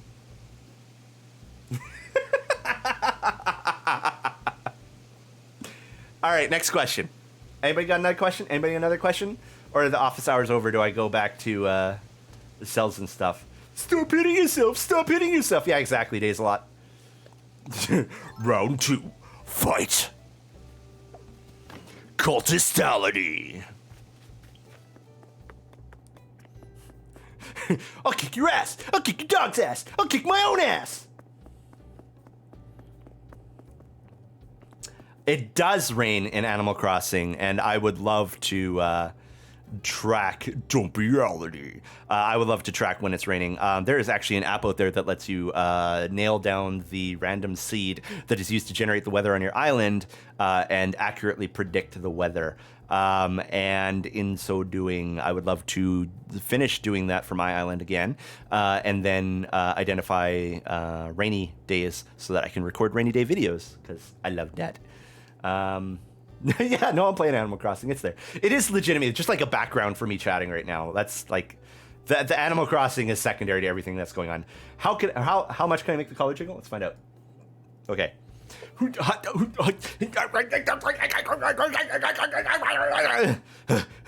Holy my. That much. And also my dumpy. Dumpy dance. Doing dance with the dumpy. That's okay. You think AC stands for air conditioning? Well, guess what? I'm gonna put some AC in your AC. Here I go. I should probably move out of the front of the screen. I can't even see. Look, I found an air conditioner. Look, there's AC in my AC.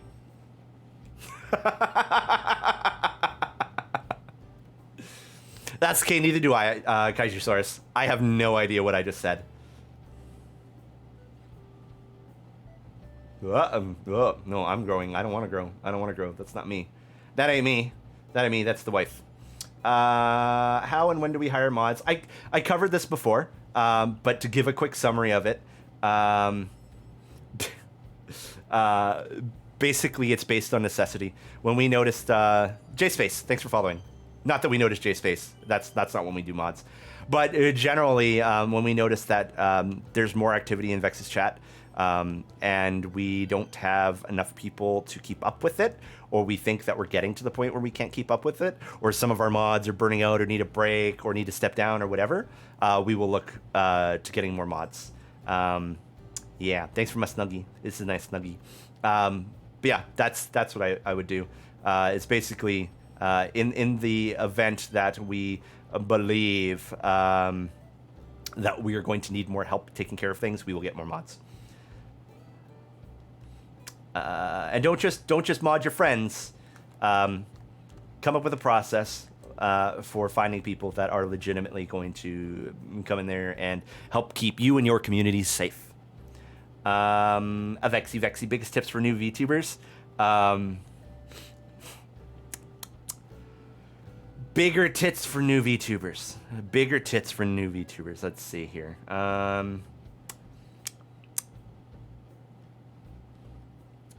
Activity is key. I mean, straight up. Well, I mean, there's nothing saying you can't make your mods or make your friends into mods, but don't just make people mods because they're your friends. Make sure you know that they're actually gonna help you. But anyway, back to the bigger titties. Activity is huge. Like seriously, activity is huge. Tip number 1. Be as active as you can possibly be. Get out there on social media. Get out there and do your streams. Be consistent about when you stream. A schedule really helps. Try not to have more than 3 days gap between streams if you can do it. And also, so that's kind of tip number 1 is be active. Tip number 2, feature yourself. There's a lot of streamers and VTubers that I have seen in the, I want to say 5 to 40, 50 viewer average area where I go to look at their streams, and almost always, welcome in Vortex Art, thank you for the follow. Almost always, their videos are not just them, it's them and friends or them and collabs. And if I can't look through your recent videos and find something that is just you doing your own content and get a feel for who you are, I'm probably not going to long-term follow you. Make sure you feature yourself. So that's number 2 is make sure to feature yourself. Don't just always do content with other people. Make sure you're featuring yourself. You got to have your own personality. You got to have your own existence, your own performance. That's a thing. And then 3, research. Look at what other people are doing. I said this earlier, but seriously, when Vex and I started this, we watched other VTubers for literally a whole year before we started. Get out there and see what works for other people. How do people set up their streams? What do their alerts do? How invasive or non-invasive are they? What kind of sounds do they do? Do they put their voice in them? Are they sound effects? What do their overlays look like? How does all that stuff work? That is all important stuff you need to be researching and figuring out.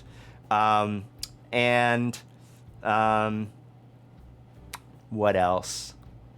I think those are kind of the main big tips. Be active, stand on your own, and research. Self-analysis is also important. I guess big number 4 tip: turn off your fucking viewer count and stop watching it. But tip number 5: once in a while, don't do it after every stream, but go back and check your analytics. See what is performing, what is not performing. Where did you do well? Where didn't you do well? Understand that literally Twitch viewership fluctuates. There is a pool of people who are watching Twitch. Some of those people are here to watch someone specific. Some of those people are here to watch a game. Some of those people are here to watch a specific category. And your goal is to get out there and hope that some of them are going to come watch you. You will need to go in and just see what of the things that you have done have worked compared to who's streaming, what content you're doing, what's fluctuating, where are you getting your followers from, who has similar communities to you, all those kinds of things. Be analytical, go back, watch your own streams, notice where you can find holes in your own content, and focus on improving that. Those are my 5 tips. Sorry. I should drink some water. I can't have a hydrate redeemed, so I have to remind myself to hydrate. Yeah, Vortex. I've actually had this channel for years. I just never used it. Yeah, Noric Death. That's actually how I found my last seed, was sit down and watch a meteor shower, and within a night I can nail down the random seed. If time weren't an issue, what is one major project or activity you would like to work on? Oh, fuck. Dear God, you're asking an ADHD person what major projects they would like to work on if time and money weren't a thing. First of all, there are so many things I would love to do with Vex's content that I would work on and get for her. Second of all, I would totally get my own content and stuff working. Third, I would get into game design and development and start making games, because there's too many fucking ideas in my head. You can't see it, but I'm poking myself in the head. That I just don't have the technical skill or resources to commit to. So, man, if I had time, so much stuff. There's so much stuff. Like, I would love a full, like, animated story about Vex's lore universe. I would make that happen if I had the time and money. Fuck yeah, I would. It would be badass. Let me scroll back down. I gotta catch up on chat. Mooney! Hi, Mooney! Yes, thank you for giving Mooney a shout out. Mooney, I hope you're doing well. Thank you for stopping by my stream. We're talking about content and stuff. Let me go back and see. Mods, what questions did I miss? Can you give me a question I missed? Vex Anime Kickstarter. MCU Vexoria Universe. How do you deal with mods that go a bit overboard with their mod authority? I can talk words, chat. How do you deal with mods that go overboard with their mod authority? It depends to what degree. Really, legitimately, coaching is critical. So if somebody makes a mistake, help them correct that mistake. Mistakes are okay. Mistakes are totally okay. You can help people learn. I'm going to go back to my office real quick. You can help people learn just by going and being like, yeah, thank you for handling this thing. I would like it handled this way in the future. And assure people that you appreciate them, the fact they're trying. There's just a different way you want things to be done. That's totally cool. Second, if they're getting out of hand, like, for example, if they're coming off hostile to people, or they are banning people that they shouldn't be banning, that kind of stuff, have a talk with them. Let them know, hey, look, this is not cool. Do not do this. I need you to stop. Okay? This is the way I need things handled. If you don't want to do that, that's okay. But I had, step down then or something. But if you're going to be working with me, then you got to be following my rules and handling things the way I want. And yes, we have had to deal with that. And then finally, if there's a mod that is doing things like, for example, abusing your stream to shout themselves out and highlight their content over yours, or using your community as a jumping board for their own content, or is going out and just causing havoc, you have to step in, demod them. Generally, kick and ban them is usually how it has to go. And then Depending on the extent of the blow up and issue, sometimes that can mean a public statement about what happened. But even if you do that, always remember, no matter what, everybody deserves respect. And it's better to be the bigger person. So if you are going to make a public statement about somebody, do not make it with the intent to get people to attack them. All you're doing is clarifying your side of things to make sure that there are no misconceptions about what happened. And then that things are okay and you're moving forward now. Don't jump into drama. Avoid drama at all costs, in my mind. Okay, let's see.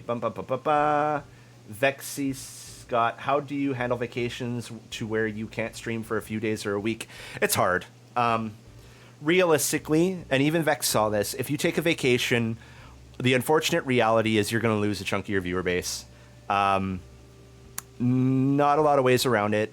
You can basically try getting other content in there in the interim, but if you aren't streaming for an extended period of time, you're going to lose viewers. That is not to say you should not take breaks, because breaks are critical. Everybody in every job needs to take breaks, needs to take vacations.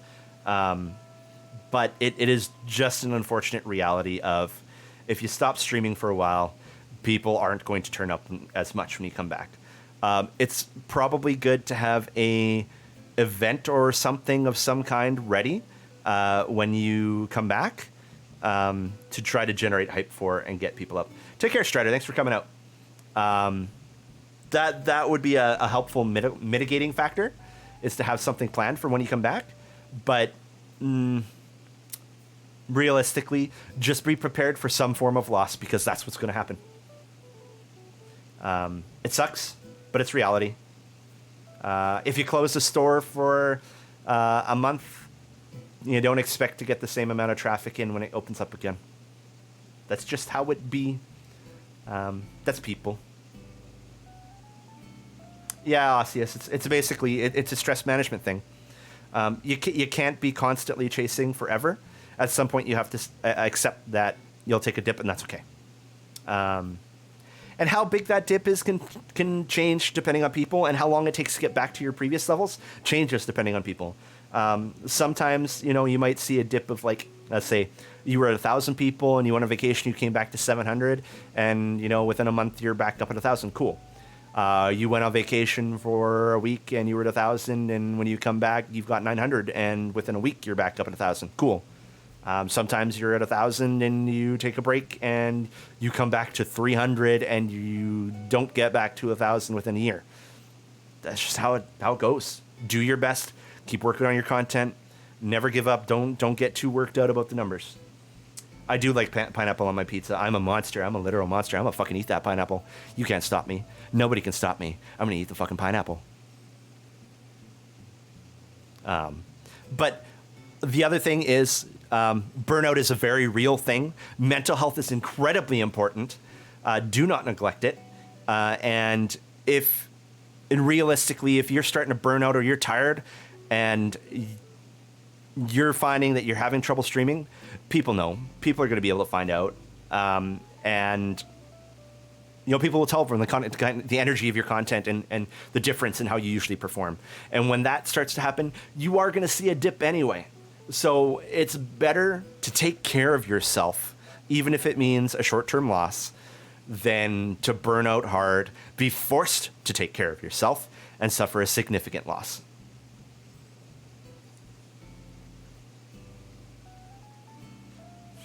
Fight me, Faye. That's right. I eat pineapple on pizza, and I don't even like pumpkin pie. I have not played Def Jam. I played NBA Jam. From downtown! What do you do if someone starts impersonating a mod or Vex? First of all, if it's a mod and they're trying to do stuff in the server, most of the time that gets you a straight-out ban. Depending on the person, it might just get them a warning. But yeah, that's not a time. Just don't do it. Don't try to do it. Impersonating Vexoria. Generally, what you'd have to do in those cases is, and it depends on where it's happening, but you make a notification that this is not me, this other account is not me, and you try to get them taken down. Various platforms have this person's impersonating me as a report option. If need be, you can get your community involved to do that. Or you can contact the person and be like, hey, stop it. This is fucking dumb. Don't try to be me. Did Zolon call the doctor? Yes, he did. The nurse told me that I was not allowed to book my appointment. I have to call back at the start of next month. Will I be a part of the adult streams more often? I don't know. I like that to be Vexy's time. I like her to have fun and be adult and creative. And I don't know. It may or may not be a thing that I want for myself anyway. So I like her to do her thing and have fun. How did I hurt my nose? I didn't hurt my nose. Well, at least not recently. I had a surgery. Take care, Terrell. I had surgery for a deviated septum. They were opening up my nostril holes. Opening up them holes so I could breathe better. But the reason I had that in the first place is likely when I was a kid, I played a lot of soccer. I probably got kicked in the face a couple times, being honest. I'm fucking crazy when it comes to soccer. I get in there, and I fight. And I also took when I was like 11, I was playing softball, and the softball got hit out way into a field, and a parent was walking by, picked it up, threw it to me, and it nailed me right in the nose. So yeah. There are no nussies here. Get out, Omega. Get out. But yeah. Yeah, recovery is like 1 to 3 months. Is that Papa Mutt following my channel? But he doesn't even believe I exist. Has anybody ever seen me and Papa Mutt in the same room? I don't think so. I don't know if Papa Mutt's real.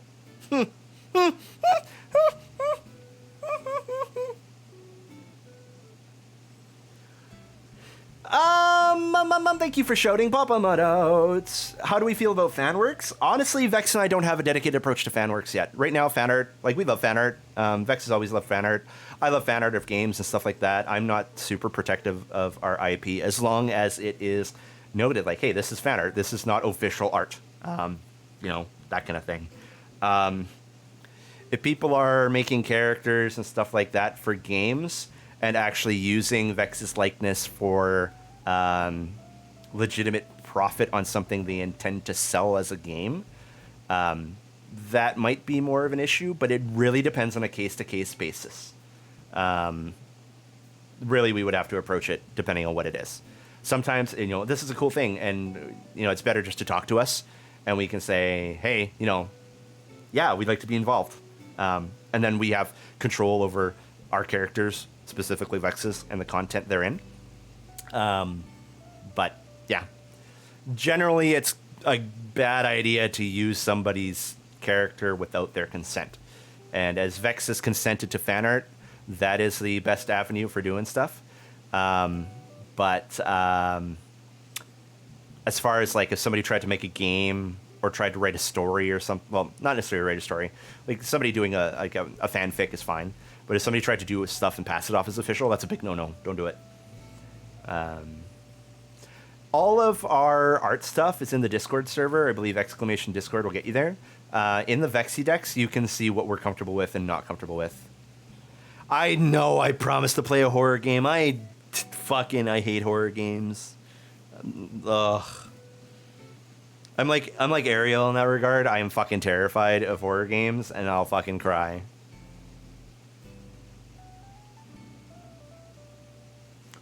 Fucking Shatner, this fucking pole. Grumble, grumble. The things we do for content. Any other questions? Any other questions? Vil thank you for the raid. Thank you. Welcome in, everybody. Welcome in, raiders. Welcome to Gremlin Office Hours. I am taking random VTuber questions and questions about Vex and I'm answering them.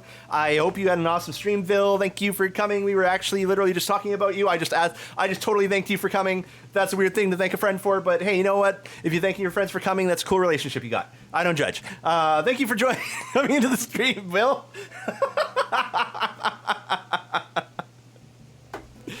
I'm fucking chaos, man. I am fucking chaos.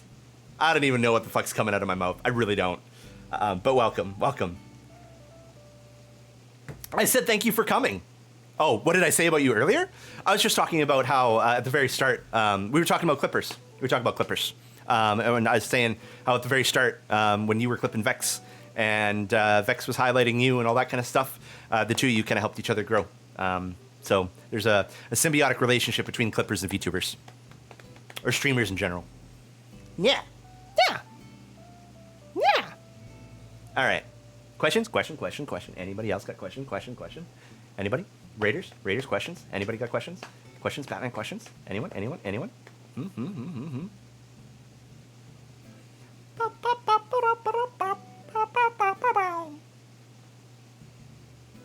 If not, I'm going back to trying to maybe not distractedly sell my shit. How good am I with dad jokes? It depends on how much my anxiety wants to cooperate with me. Sometimes I'm really good with off-the-cuff humor. Other times I am horrible at off-the-cuff humor. What does one do to get a cake as big as mine? Man, I don't fucking know. I played soccer and biked a lot when I was a kid. Maybe you got to do that. Thank you for all the follows. Star Destroyer, Frame Eater, Mori Animations, Maxim, and Moose. Thank you for the follows. So maybe that helped. Maybe all that biking and soccering, that gave me the powerful ass I have today. There is a Minecraft server, but I believe it is off right now. Vex and I are talking about the future of that, and if she wants to learn Minecraft, we might open it up again. My improv it depends on the moment. Legitimately, like I took improv in high school, and then I got pretty decent at it. Anxiety gets in the way of it sometimes, but other times I'm pretty good on the fly. Honestly, I just kind of go with the flow of things, and if I see something really funny or really weird, or I said something really funny or really weird, and I will just keep doing it. Like, for example, I totally said thank you for coming, and then I was like, wow, that's a weird thing to say to somebody. Like, hey, thanks for coming. Yeah. Biking helps with the thickness, does it? Oh, then it seems that as a teenager, I stumbled upon a secret ancient art of thickness. What other questions do we have? I thought I saw another one up there. Come is the joke. The joke is come, guys!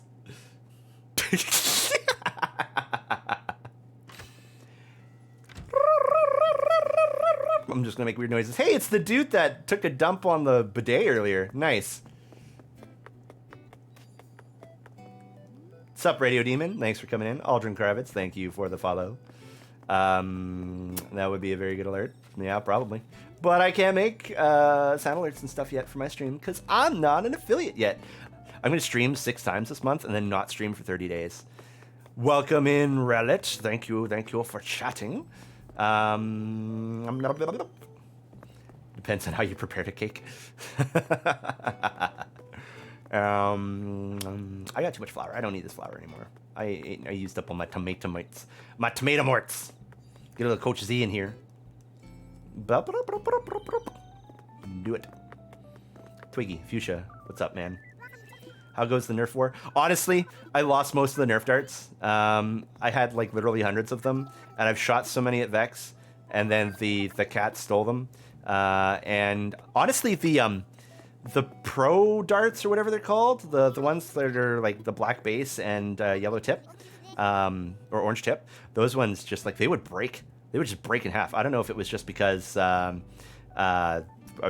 gun was shooting them so hard or what, but literally like sometimes they would shoot them and they would hit Vex and break in half, which kind of speaks to how hard I was shooting Vex. But you know, It's fine. It's fine. Everything's fine. I have not tried Dinkum. I've looked at the game. I've considered it. It looks fun. What was the other game that I was looking at? Coral Island also looks fun. But I've been like honestly, like, I'm kind of exhausted by the whole early access concept at this point. That I saw how awesome Coral Reef looks and stuff, but or Coral Island or whatever it is. But I don't know if I want to play it right now. I kind of want it to have some baking time before I pick it up. But yeah, I don't know. I could rant about fucking early access. It's enabled some really cool things where some like indie devs have been able to finish work that they would never have been able to finance. So that's super cool. But at the same time, I'm just so tired of early access games where I'll play the first bit of content, and then, you know, by the time the game is finished, it's like 5 years later, and I don't want to play it anymore. What's my favorite sound alert on your stream? Oh God, at this point, I think it might be the Draenei one, but like, God, there's so many ones. I love that Draenei one though. And yeah, I have not tried the new Ghostbusters game yet. I think it's really fun to laugh at you, Vex, for saying that you farted and then pissed yourself. That's funny. That's funny content right there. Yeah, like Baldur's Gate 3 was another one that I was like, you know what? This will probably be a big game, but I don't want to touch it. It's released as early access. And in my mind, if you're a AAA studio, you shouldn't be releasing shit as early access. I have opinions about Overwatch 2 in that regard, too. I feel like Overwatch 2, they should not have released Overwatch 2 in the state that it's in right now. The big point, the whole reason they said, yeah, we need to go to Overwatch 2 instead of just making an expansion or whatever, was the PvE. And they don't even fucking launch the PvE. The only reason that they got shit in there is because of the monetization changes. Realistically, what's up? You want to leave? Oh yeah, sure, Cranston, you can get out of here. I'll bring somebody else in. Have fun. Anyway, the only reason that they wanted to switch it was to switch the monetization, and part of that was because the loot box system was becoming illegal in other countries. Yeah, no. Blizzard has all the cash they can want. But yeah, like I get them wanting to turn down or get rid of the loot box content or change it. Like, it would have been fine if it changed, if it was a reward and not monetized, and they wanted to move to something that was monetized. Yeah, they said the PvE is seasonal. That's dumb. I have opinions, chat. I have so many opinions on that shit. But yeah, like, seriously, it shouldn't have been released in the way that it is right now. They should have waited until PvE was ready, and then they could have dropped the game, and it would have been reasonable, and people would have liked it. But they launched a game with two characters that they literally just held out on from Overwatch 1 forever. A new character that is locked behind a fucking battle pass, which again is antithetical to how they designed Overwatch in the first place. But their battle pass isn't very good either. Like, from a general feedback loop, Overwatch 2's monetization and just gameplay is not nearly as rewarding as Overwatch 1's. And I'm not going to get into all of it. But like, there's so much about the game, or about Overwatch 1, that encouraged you to continue to play games that is not there anymore in Overwatch 2. Yeah, there's like a billion YouTube rants in this. Vex, you're totally right. I never played the Call of Duty games. I'm not a huge like shooter person. The shooters have to be thematic for me to get into them. I have to enjoy the story and stuff. So like, I played Halo growing up. I'll play Doom. I played Hellsinger. I enjoy Overwatch. I don't play it as much now, but yeah. Shadowlands. Yeah, I played Shadowlands. From an expansion pack and gameplay perspective, it was okay. And from a story perspective, at a macro level, it sucked and I hate it. And at a micro level, I enjoyed some of the smaller stories that they tried to tell. The story direction, the overall arc in Shadowlands bothered the hell out of me. I just did not like the direction they took most things. They should not have tried to shoo the jailer in. And sorry if this is spoilers for anybody, but the expansion literally ends tomorrow. So, meh. But I didn't like the way that they handled the jailer at all. I didn't like the way that they handled the patch content at all. I didn't like that the ending for the jailer was literally, but I was trying to do this because there's a bigger bad out there I had to stop. Stop the bullshit. The jailer ended up being a 2-bit character that was just entirely focused on power, and it was far beyond the suspension of disbelief to believe that Sylvanas would stick wrapped up with that for so long. They would have had a much more interesting, nuanced story if the jailer had been right. That the Shadowlands was flawed, and he was literally trying to stop it and fix it. So you take the state of the Shadowlands as is, and everybody's fate is decided by one basically robotic entity, and it shunts them off to whatever afterlife they're supposed to go to, and all of their life relationships now have no bearing on anything. And so many saw that as unfair, and you could easily make the case that literally every zone in the Shadowlands, literally every afterlife they show us, and keep in mind there are more afterlives than they show us, every afterlife that they show us is flawed in some way, shape, or form. If the jailer was seriously fighting to break the Shadowlands because it literally was flawed, we would have an interesting, compelling story that was literally, well, okay, the jailer's not a good guy. Whatever he replaces the Shadowlands with is not going to be good. But he's right, they are flawed, and we need to work together to basically put a stop to him, but also fix the afterlives to figure out what's a better way of doing things. That would have been a far more fucking compelling story than whatever bullshit that we got. I have not played a Doom game in serious amounts since Doom 3, so I am the wrong person to ask that question. Yeah. There are a lot of great concepts in Shadowlands, and they could have done it well, but they didn't, and I didn't like it. Yeah.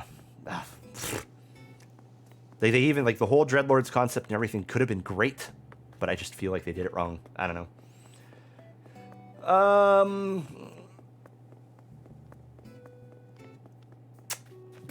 God, tips for parents. Understand your kids. Think about how they feel in whatever thing that they're dealing with. Understand that they view things different than you. Understand what direction they're coming from. And even if they are seeing things wrong or doing something wrong, work with them at their level to help them grow. That would be my advice to your kids, to anybody's kids, to any parents. Yeah. Have I taught Little Snack my gremlin ways? Yeah, pretty much. Okay. I went on a rant about Shadowlands for a while. What old games would you wish got remakes for newer hardware? Fuck. There is an old game called Outpost 2. I really like that game. I would love to play it again with a modern remake. I really was looking forward to the Super Mario Strikers update, but I hate it. I'm not happy with what they did to Super Mario Strikers. Yeah. Emerald Vipers, thanks for the follow. It definitely did have no mass drivers. What other games I like? Actually, I don't do many point and click games either. I love Harvest Moon. I don't necessarily like the direction Story of Seasons has been going in. There were things about Stardew Valley that just didn't hit right to me. I would love, if I could make any game, I would love to make a Harvest Moon, Story of Seasons, Stardew Valley type game with adult content. Straight up. A very damn good dating sim built into a fucking awesome farm sim and community sim. I think those would be fucking great. I've tried Club Meadow. I'm not I don't know. I tried Cloud Meadow back in one of the alpha builds, and it did not scratch the itch for me as much. I have tried Rune Factory. RF4 I had a lot of fun with. RF5 I tried to like. I'm really pissed off that in the Rune Factory games and the Harvest Moon games or Story Seasons games, they don't fucking give us mature looking dateable characters. Such a piss off. There's already a fucking hot fox lady in that game, but you can't date her. Stupid. Closest thing was like Iris in Story of Seasons, Twin Towns or whatever, or Trio of Towns or whatever game it was. The first Story of Seasons game. Yeah. Kitsune waifu. Yeah. Vex, what was your question? Let me look at that. With even thinking of starting a VTuber thing, if one is unsure about it, what's the way to see if content creation is for you before spending money on it potentially? Okay, so a couple things. First of all, just stream. Get out there and stream. See if you can hold down a stream for 3-4 hours or 2-3 hours or whatever, with just yourself. You don't even have to go on face cam. Just stream and talk. See if you like it. Do it for a week or two. See if you enjoy it. That'd be the first thing that you should try. Barring that, you can draw yourself a silly little picture and put it on screen, and that's your PNG if you want. Or you can find somebody and get a PNG made. Or there are also VTuber assets that you can purchase out there. For example, Minty, I believe it was. Melon Minty put out a slime model. I actually downloaded that and bought it from her, that you can use on your streams. You just got to credit people. Give people credit where credit is due.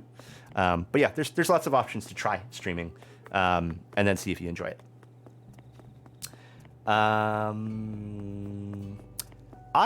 She hasn't mentioned it in a while, so I don't know for sure. She might still. She might not.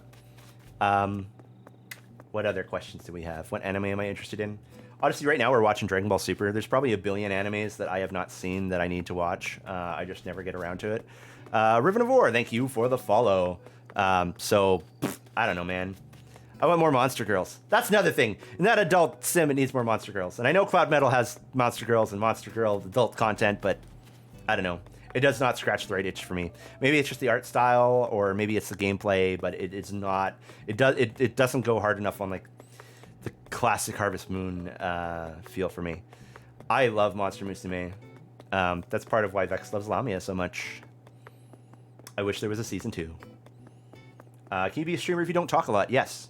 I'm just kind of rattling off bullshit and not stopping talking, and you're all stuck with me. It sucks to be you guys. But, I mean, yeah, Shatner, you can throw as many anime recommendations as you want at me. Go ahead. If you don't talk a lot, that's fine. You just have to be prepared for what that might mean for your content. You might need to be engaging in other ways, or you need to play things that you can work with how much you talk. And there are people that will stream almost entirely silent or entirely silent. There are mute streamers out there too. And they're perfectly valid too. And yeah.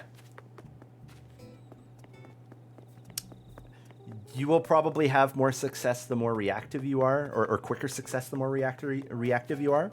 But yeah, I don't know. We are at the Tournament of Power arc we just got into. They just finished the expo. What else we got here? I thought I saw another question or another stream or a question up there. Maybe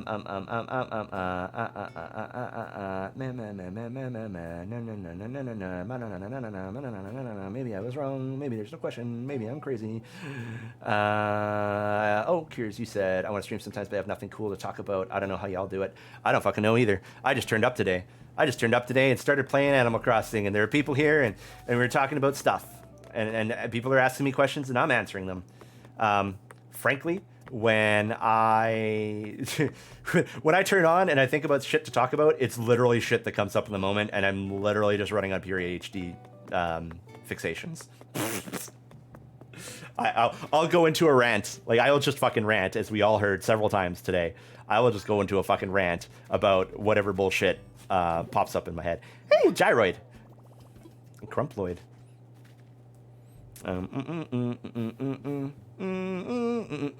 This is my boss. I don't know what I'm fucking doing. I just showed up here. In fairness, I'm on my medication. Oh, how do you feel about streamers that have a lot of voice and sound pop-ups? Sometimes I feel it interrupts the stream flow, but Vex plays it off so well. It depends on the streamer, it depends on the community, and yeah. So basically, it is a form of engagement. It is a way for your community to interact with you in a fun way. Realistically, things like tits and sound alerts are also a monetization aspect. So it's also a way that you can incur some income. Really, it's a lot of fun. It's a fun thing to do.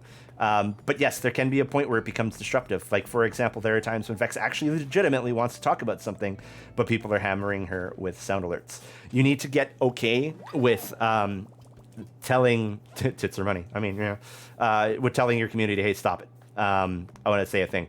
You can push the sound alert button. You can pause it. You can mute it. You can do any of those things to put a stop to those kinds of things if you want to be serious. They are very good things that can be very good for interaction, but everybody's got a different threshold on how much weird, sudden shit they can tolerate. For example, there is no way that I could watch a stream that was like 90% sound alerts and weird pop-up videos and shit screaming in the screen. That just wouldn't be interesting for me. Other people find it funny when there's like done a little bit of trolling going on. But yeah. That is like, get to your comfy spot. That's the other thing with sound alerts is you set a price point on them, right? So the things that you don't want spammed at you, put at a higher price point. For a while, we had Bustin' at 1,000 bits just because it was spammed so often, and it still got spammed at that level. But at that point, it doesn't get hit as often. And that's kind of what you have to do. You figure that stuff out on the fly to the degree that you want it interrupting you and you playing off of it in stream. If there's anything on there that legitimately annoys you to the point where you don't want it there, don't have it there. That's pretty straightforward. Only do stuff that you're comfortable with and you think will be fun and funny. I personally don't go for not too much video pop-up content and that kind of stuff. You're glad the sudden farting is eased up. Well, it has on stream. That doesn't mean it has off stream. I mean, what?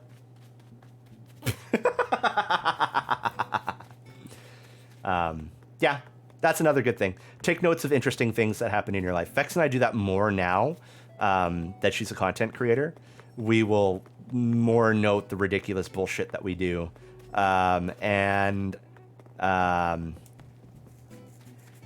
Vex will often talk about those things on stream. The dumpy is a weapon of ass destruction. Or nose destruction. I don't know. It depends where you're at. Woo! Fossil! You can't moderate my colon. It's good that you don't. But yeah, Vex and I gotta keep track of the stupid shit that happens that's normally in our life. But then she'll talk about them on stream. And those are all legitimately stupid things that happen in our life. Those are legitimately stupid things that we do, or ridiculous things our kids do, or funny things that happen in our life. We're not making any of that shit up. People can usually tell when you're bullshitting and making shit up. It's better to go with shit that actually happened. Do I have a VODs channel? Not yet, I don't think. I do have a general content channel. What are you doing, Fuchsia? Sweet, a workout top, I guess.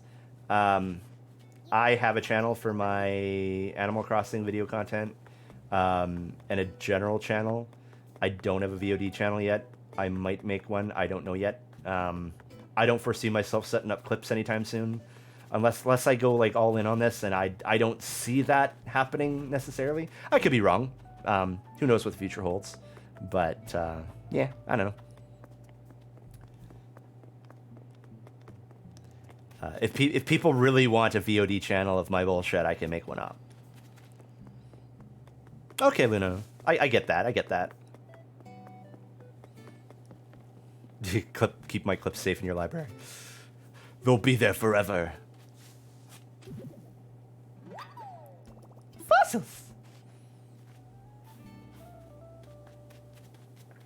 What's another question? Anybody have another question? I can take a few more, I think. The secret texts. Aw, I'm glad that my stream is comfy. It is like chaotic comfy. If that was like an alignment. Because like I'm totally fucking stream of consciousnessing, but also Animal Crossing. It's a really weird juxtaposition, isn't it? Like straight up just constant random bullshit. But also Animal Crossing. Favorite song or music? I don't know that I have a favorite song. Music, my taste varies. Have I thought about making an album with that great singing voice of mine? I appreciate the compliment. I don't believe my singing voice is that great. I would love to record an album. When I was a little kid, I wanted to be a rock star.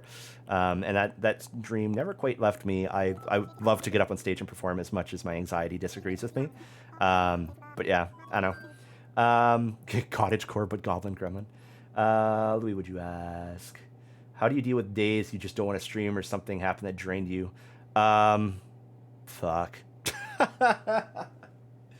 Honestly, I just kind of do whatever I'm able to do. I try to do at least one thing. If you can get one thing accomplished with your day, then that's a win.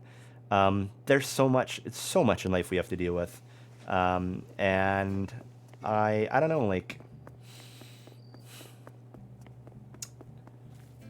sometimes I need to use ADHD tricks to make myself be productive. Like, again, the Pomodoro videos that I've made. Oh, I found another one. Oh, Gyroid. Vex and I learned that if I am trying to hard focus on something, I can sip a sugary drink, and that keeps me focused. So I'll get myself like a blue lemonade or something, and I'll drink that slowly as I'm working on something, and then I can like do a hard focus for like four hours straight. Other times I don't know. Sometimes you just need to rest. Honestly, you can listen to yourself, and sometimes you just need to rest. Sometimes you feel unmotivated because you need a break, and that's okay too. Just make sure you're not taking a break by finding other work. What's the biggest mistake I see other VTubers make? One, drama. Don't feed into drama. Don't get into drama. Avoid that shit as much as you can. Try. I know. Again, I know. I know I've said this 1,000 times, but do your best to create a positive environment. Toxic environments attract toxic people. Positive environments attract positive people. We want to make a world a better place. Build an environment where positive people thrive. And in so doing, there are people that were toxic that will learn to become good people. So that's good. Other thing, I said this earlier, but don't over collab. Remember to feature yourself in your own content. If you are always collabing with someone, and I can't go into your recent videos and find a video very quickly that is just you on your own performing, I'm less likely to invest time into figuring out who you are. Make sure you got content that features you. Don't always be jumping on the collabs. Finally, on that mark, collabs are not the end-all be-all either. You do not need to go to every streamer ever for a collab. Networking and friendship means more than anything. Getting a collab with a streamer might help, but making a friendship with that streamer so they think of you when you run an event and they come raid you with X amount of people, that is a much more beneficial thing. Having somebody that you can talk to behind the scenes and be honest about how you're feeling with your streams and get feedback, that is more valuable than getting on a screen with somebody and doing a collab. Your community will never get the chance to know you if you are always highlighting others. People want to see you as a performer. So get out there and make your own content. Yeah, I think those would be the big mistakes. Getting into drama.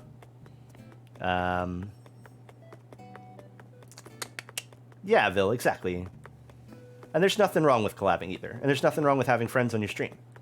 But you got to make sure to strike a good balance too. Yeah.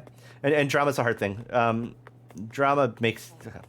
Getting involved in drama sucks and is a gross feeling. Avalanche, thank you for the follow.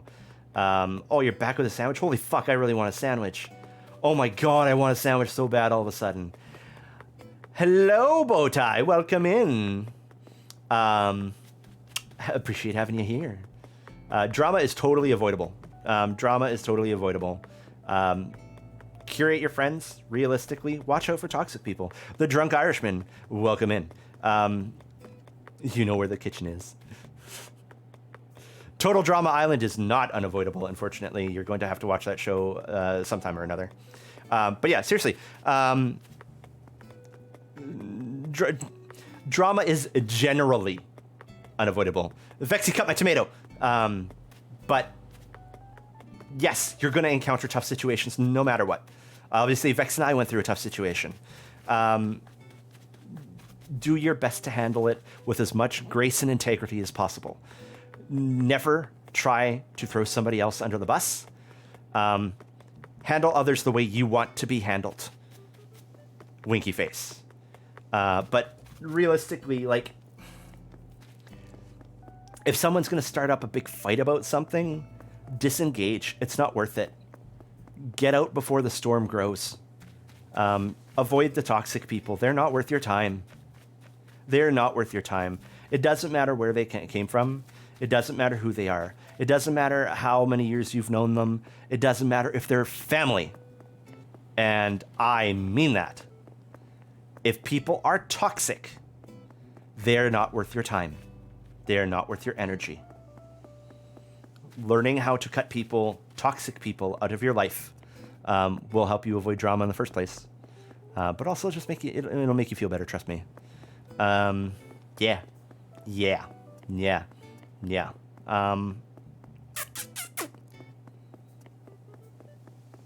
toxic family ain't worth it, like Keir said. They ain't worth it. Your best family is the one you make for yourself. If that includes blood family members, adopted family members, friends, people that you've known for 5 weeks, and people you've known for 20 years, that's a family. Cherish it. Drama ain't worth it. Don't get in that.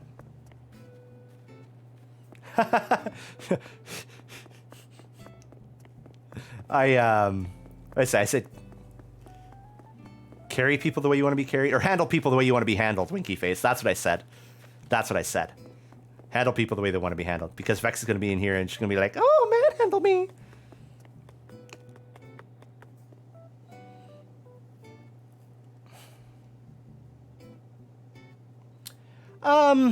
Clicks are tough. Like, yeah, there she goes. There, she said it right there.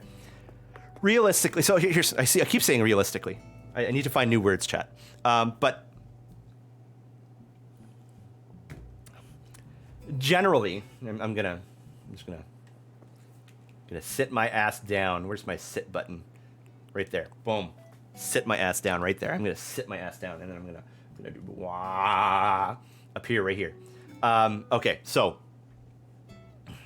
cliques, friend groups, organizations, group associations. They are okay. I may shock a lot of people with this one, but guess what? They are okay. They are totally okay. If cliques become toxic and highly exclusionary and start trying to hurt others, that's not okay. But generally hurting others is not okay. People forming associations and wanting to group up and do stuff with those people is not wrong. For example, a lot of the stuff that was going on at TwitchCon with groups of people, and keep in mind, I wasn't there, so I don't know the full story of what's going on. But generally, if there's a group of people, especially in this line of work, when you don't get to actually see the people you work with on a regular basis, when there's a big meetup like that, you're going to want to hang out with those people. And that's okay for people to want that. That's totally okay for people to want that.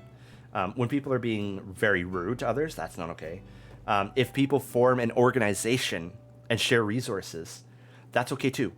If they want to work with others outside that organization, that is totally okay too. And if they don't, that's their choice. And truthfully, they will do whatever they do within their group, and it will be successful or unsuccessful, and that's on them. If you're trying to break into a group and you can't, maybe it just wasn't meant to be. Maybe those people weren't meant to be your friends. Maybe you weren't meant to be part of that organization, and that's okay. Hey, Kono, welcome in. Those are all okay things. Yeah, like, there are going to be friend groups. They're going to form. That's okay. Not every friend group is fully exclusionary in that they're more like links on a big chain that make up this whole VTuber ecosystem. Oh, that's cool, Luna. I think that's totally valid to do. They need to kind of figure out where they stand on that. And if they want to be exclusionary to the point where they only want to work with each other, that's okay. They can do that. Sometimes, like, if you're putting on a production, that's a totally cool thing to do. If you want to create a, story-based streaming platform, you want a steady cast. That's realistic. If they want to work with others, that's okay too. Those are all valid things to do. And I think people need to understand that's valid things to do. Yeah, curious one. Like that's exactly it. Like, there are groups and people are part of a bunch of different groups. Sometimes those groups don't even realize they exist. I guarantee you there are people out there that loop Vex in with different streamers as a group. Hey, Hockey, welcome in too.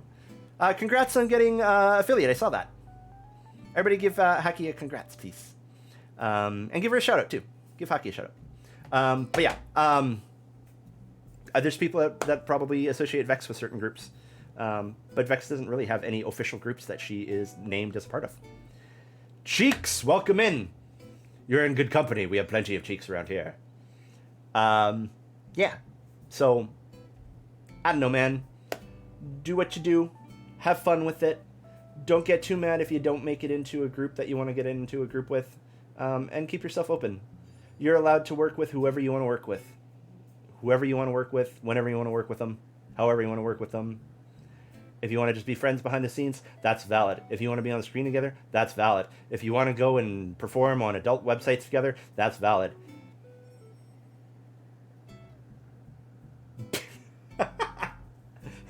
Joke. Hard is where the home is, so always rip one out and make a mobile home. Hello, I spoiled lady. Welcome in. Yeah, work with yourself first. Work on your content. That's the most important thing. It's totally okay to work with other people. It's also totally okay to analyze relationships from a business perspective too. But just don't forget that they're people. You're a person, and don't use people. Do not use people. Do not use people. People are not your stepping stone to fame. If you are that kind of person, people will figure you out fast, and you ain't going anywhere.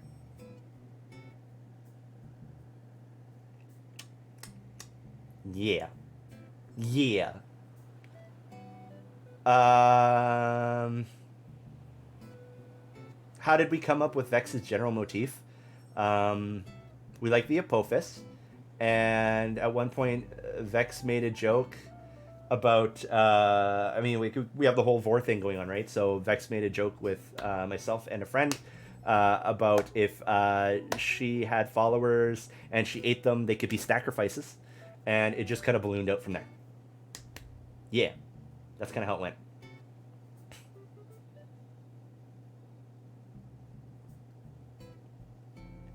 Oh, the other one is people asking for a collab who have never actually watched your content at all.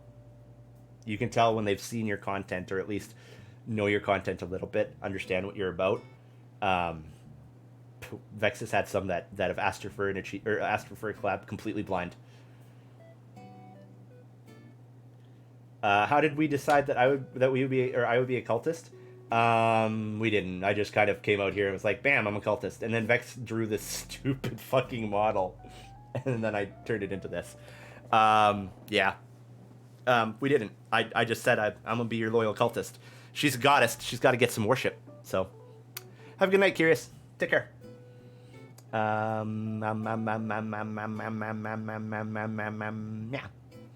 Let's do one more question.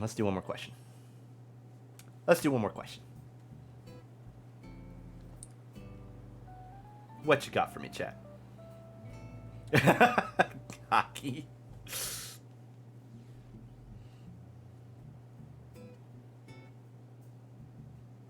Do do do do do do do do do do. Ba ba ba ba dum ba dum bum ba.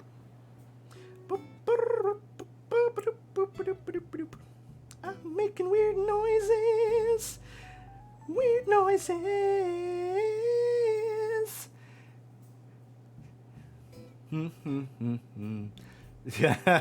You receive, or I receive sandwich. Oh, dude, I want sandwich. I want to make a sandwich. I want to make a sandwich. I want to make a sandwich. This sounds like a good thing to make. I want to make a sandwich.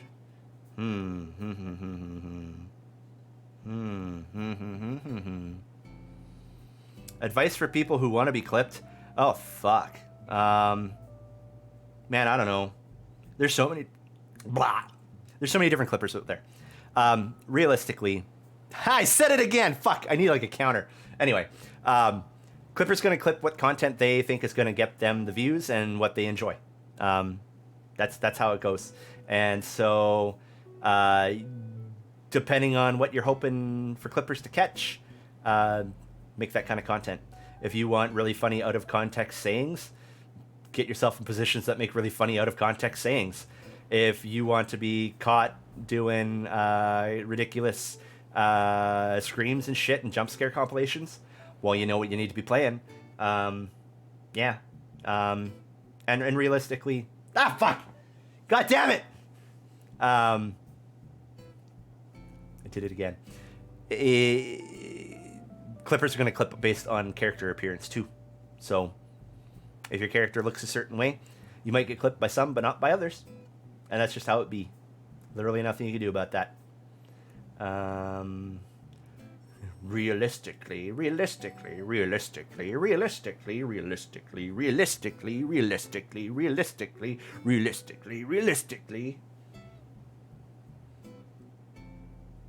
Yeah. Yeah.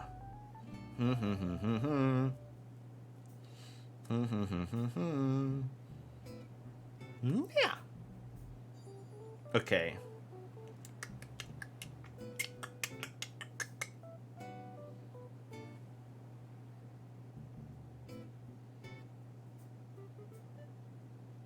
Who to do to.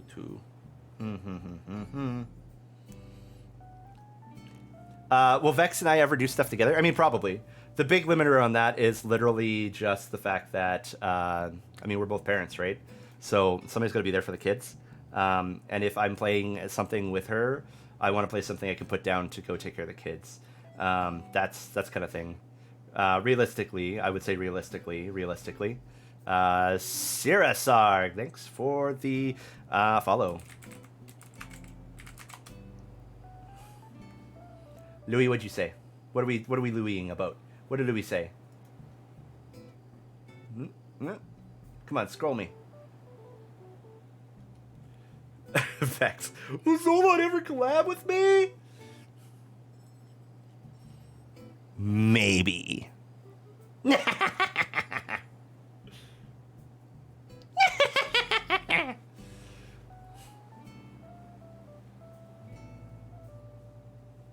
Vex knows the price. Vex, if you want me to collab with you, you'd get me a sandwich. Louis, did you just drop a bomb? Did you just like it's like a big fart bomb? Was like just a big stanker? Vex needs more clout to collab with Zolon. Yeah.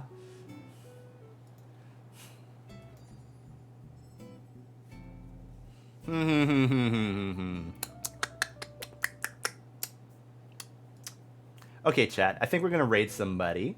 I'm looking.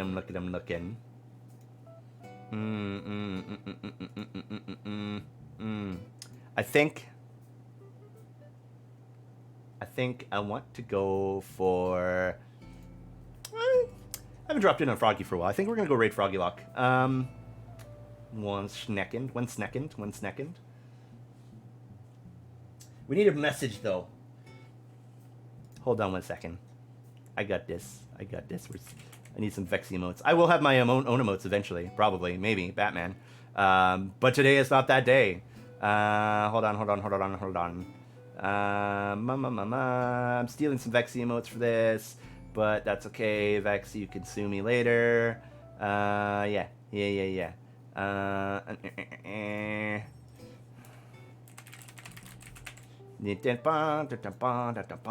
you're gonna just do this. We're just gonna do this. Where'd the other one go? There it is. Okay. We'll do that. Okay, cool. We're gonna do that. Let's go over and we're gonna say hi to Froggy Lock. Yeah. Thank you all for hanging out with me tonight. I will be back with some WoW stuff on Wednesday. I can't promise I will be as talkative on Wednesday because I will also be raid leading and raiding at the same time. So we'll see how that goes. But I'll be there. So come on in, have fun, and yeah, I'll do it on Saturday again. It was awesome having you all here. Thank you for hanging out with me, and we'll see you soon.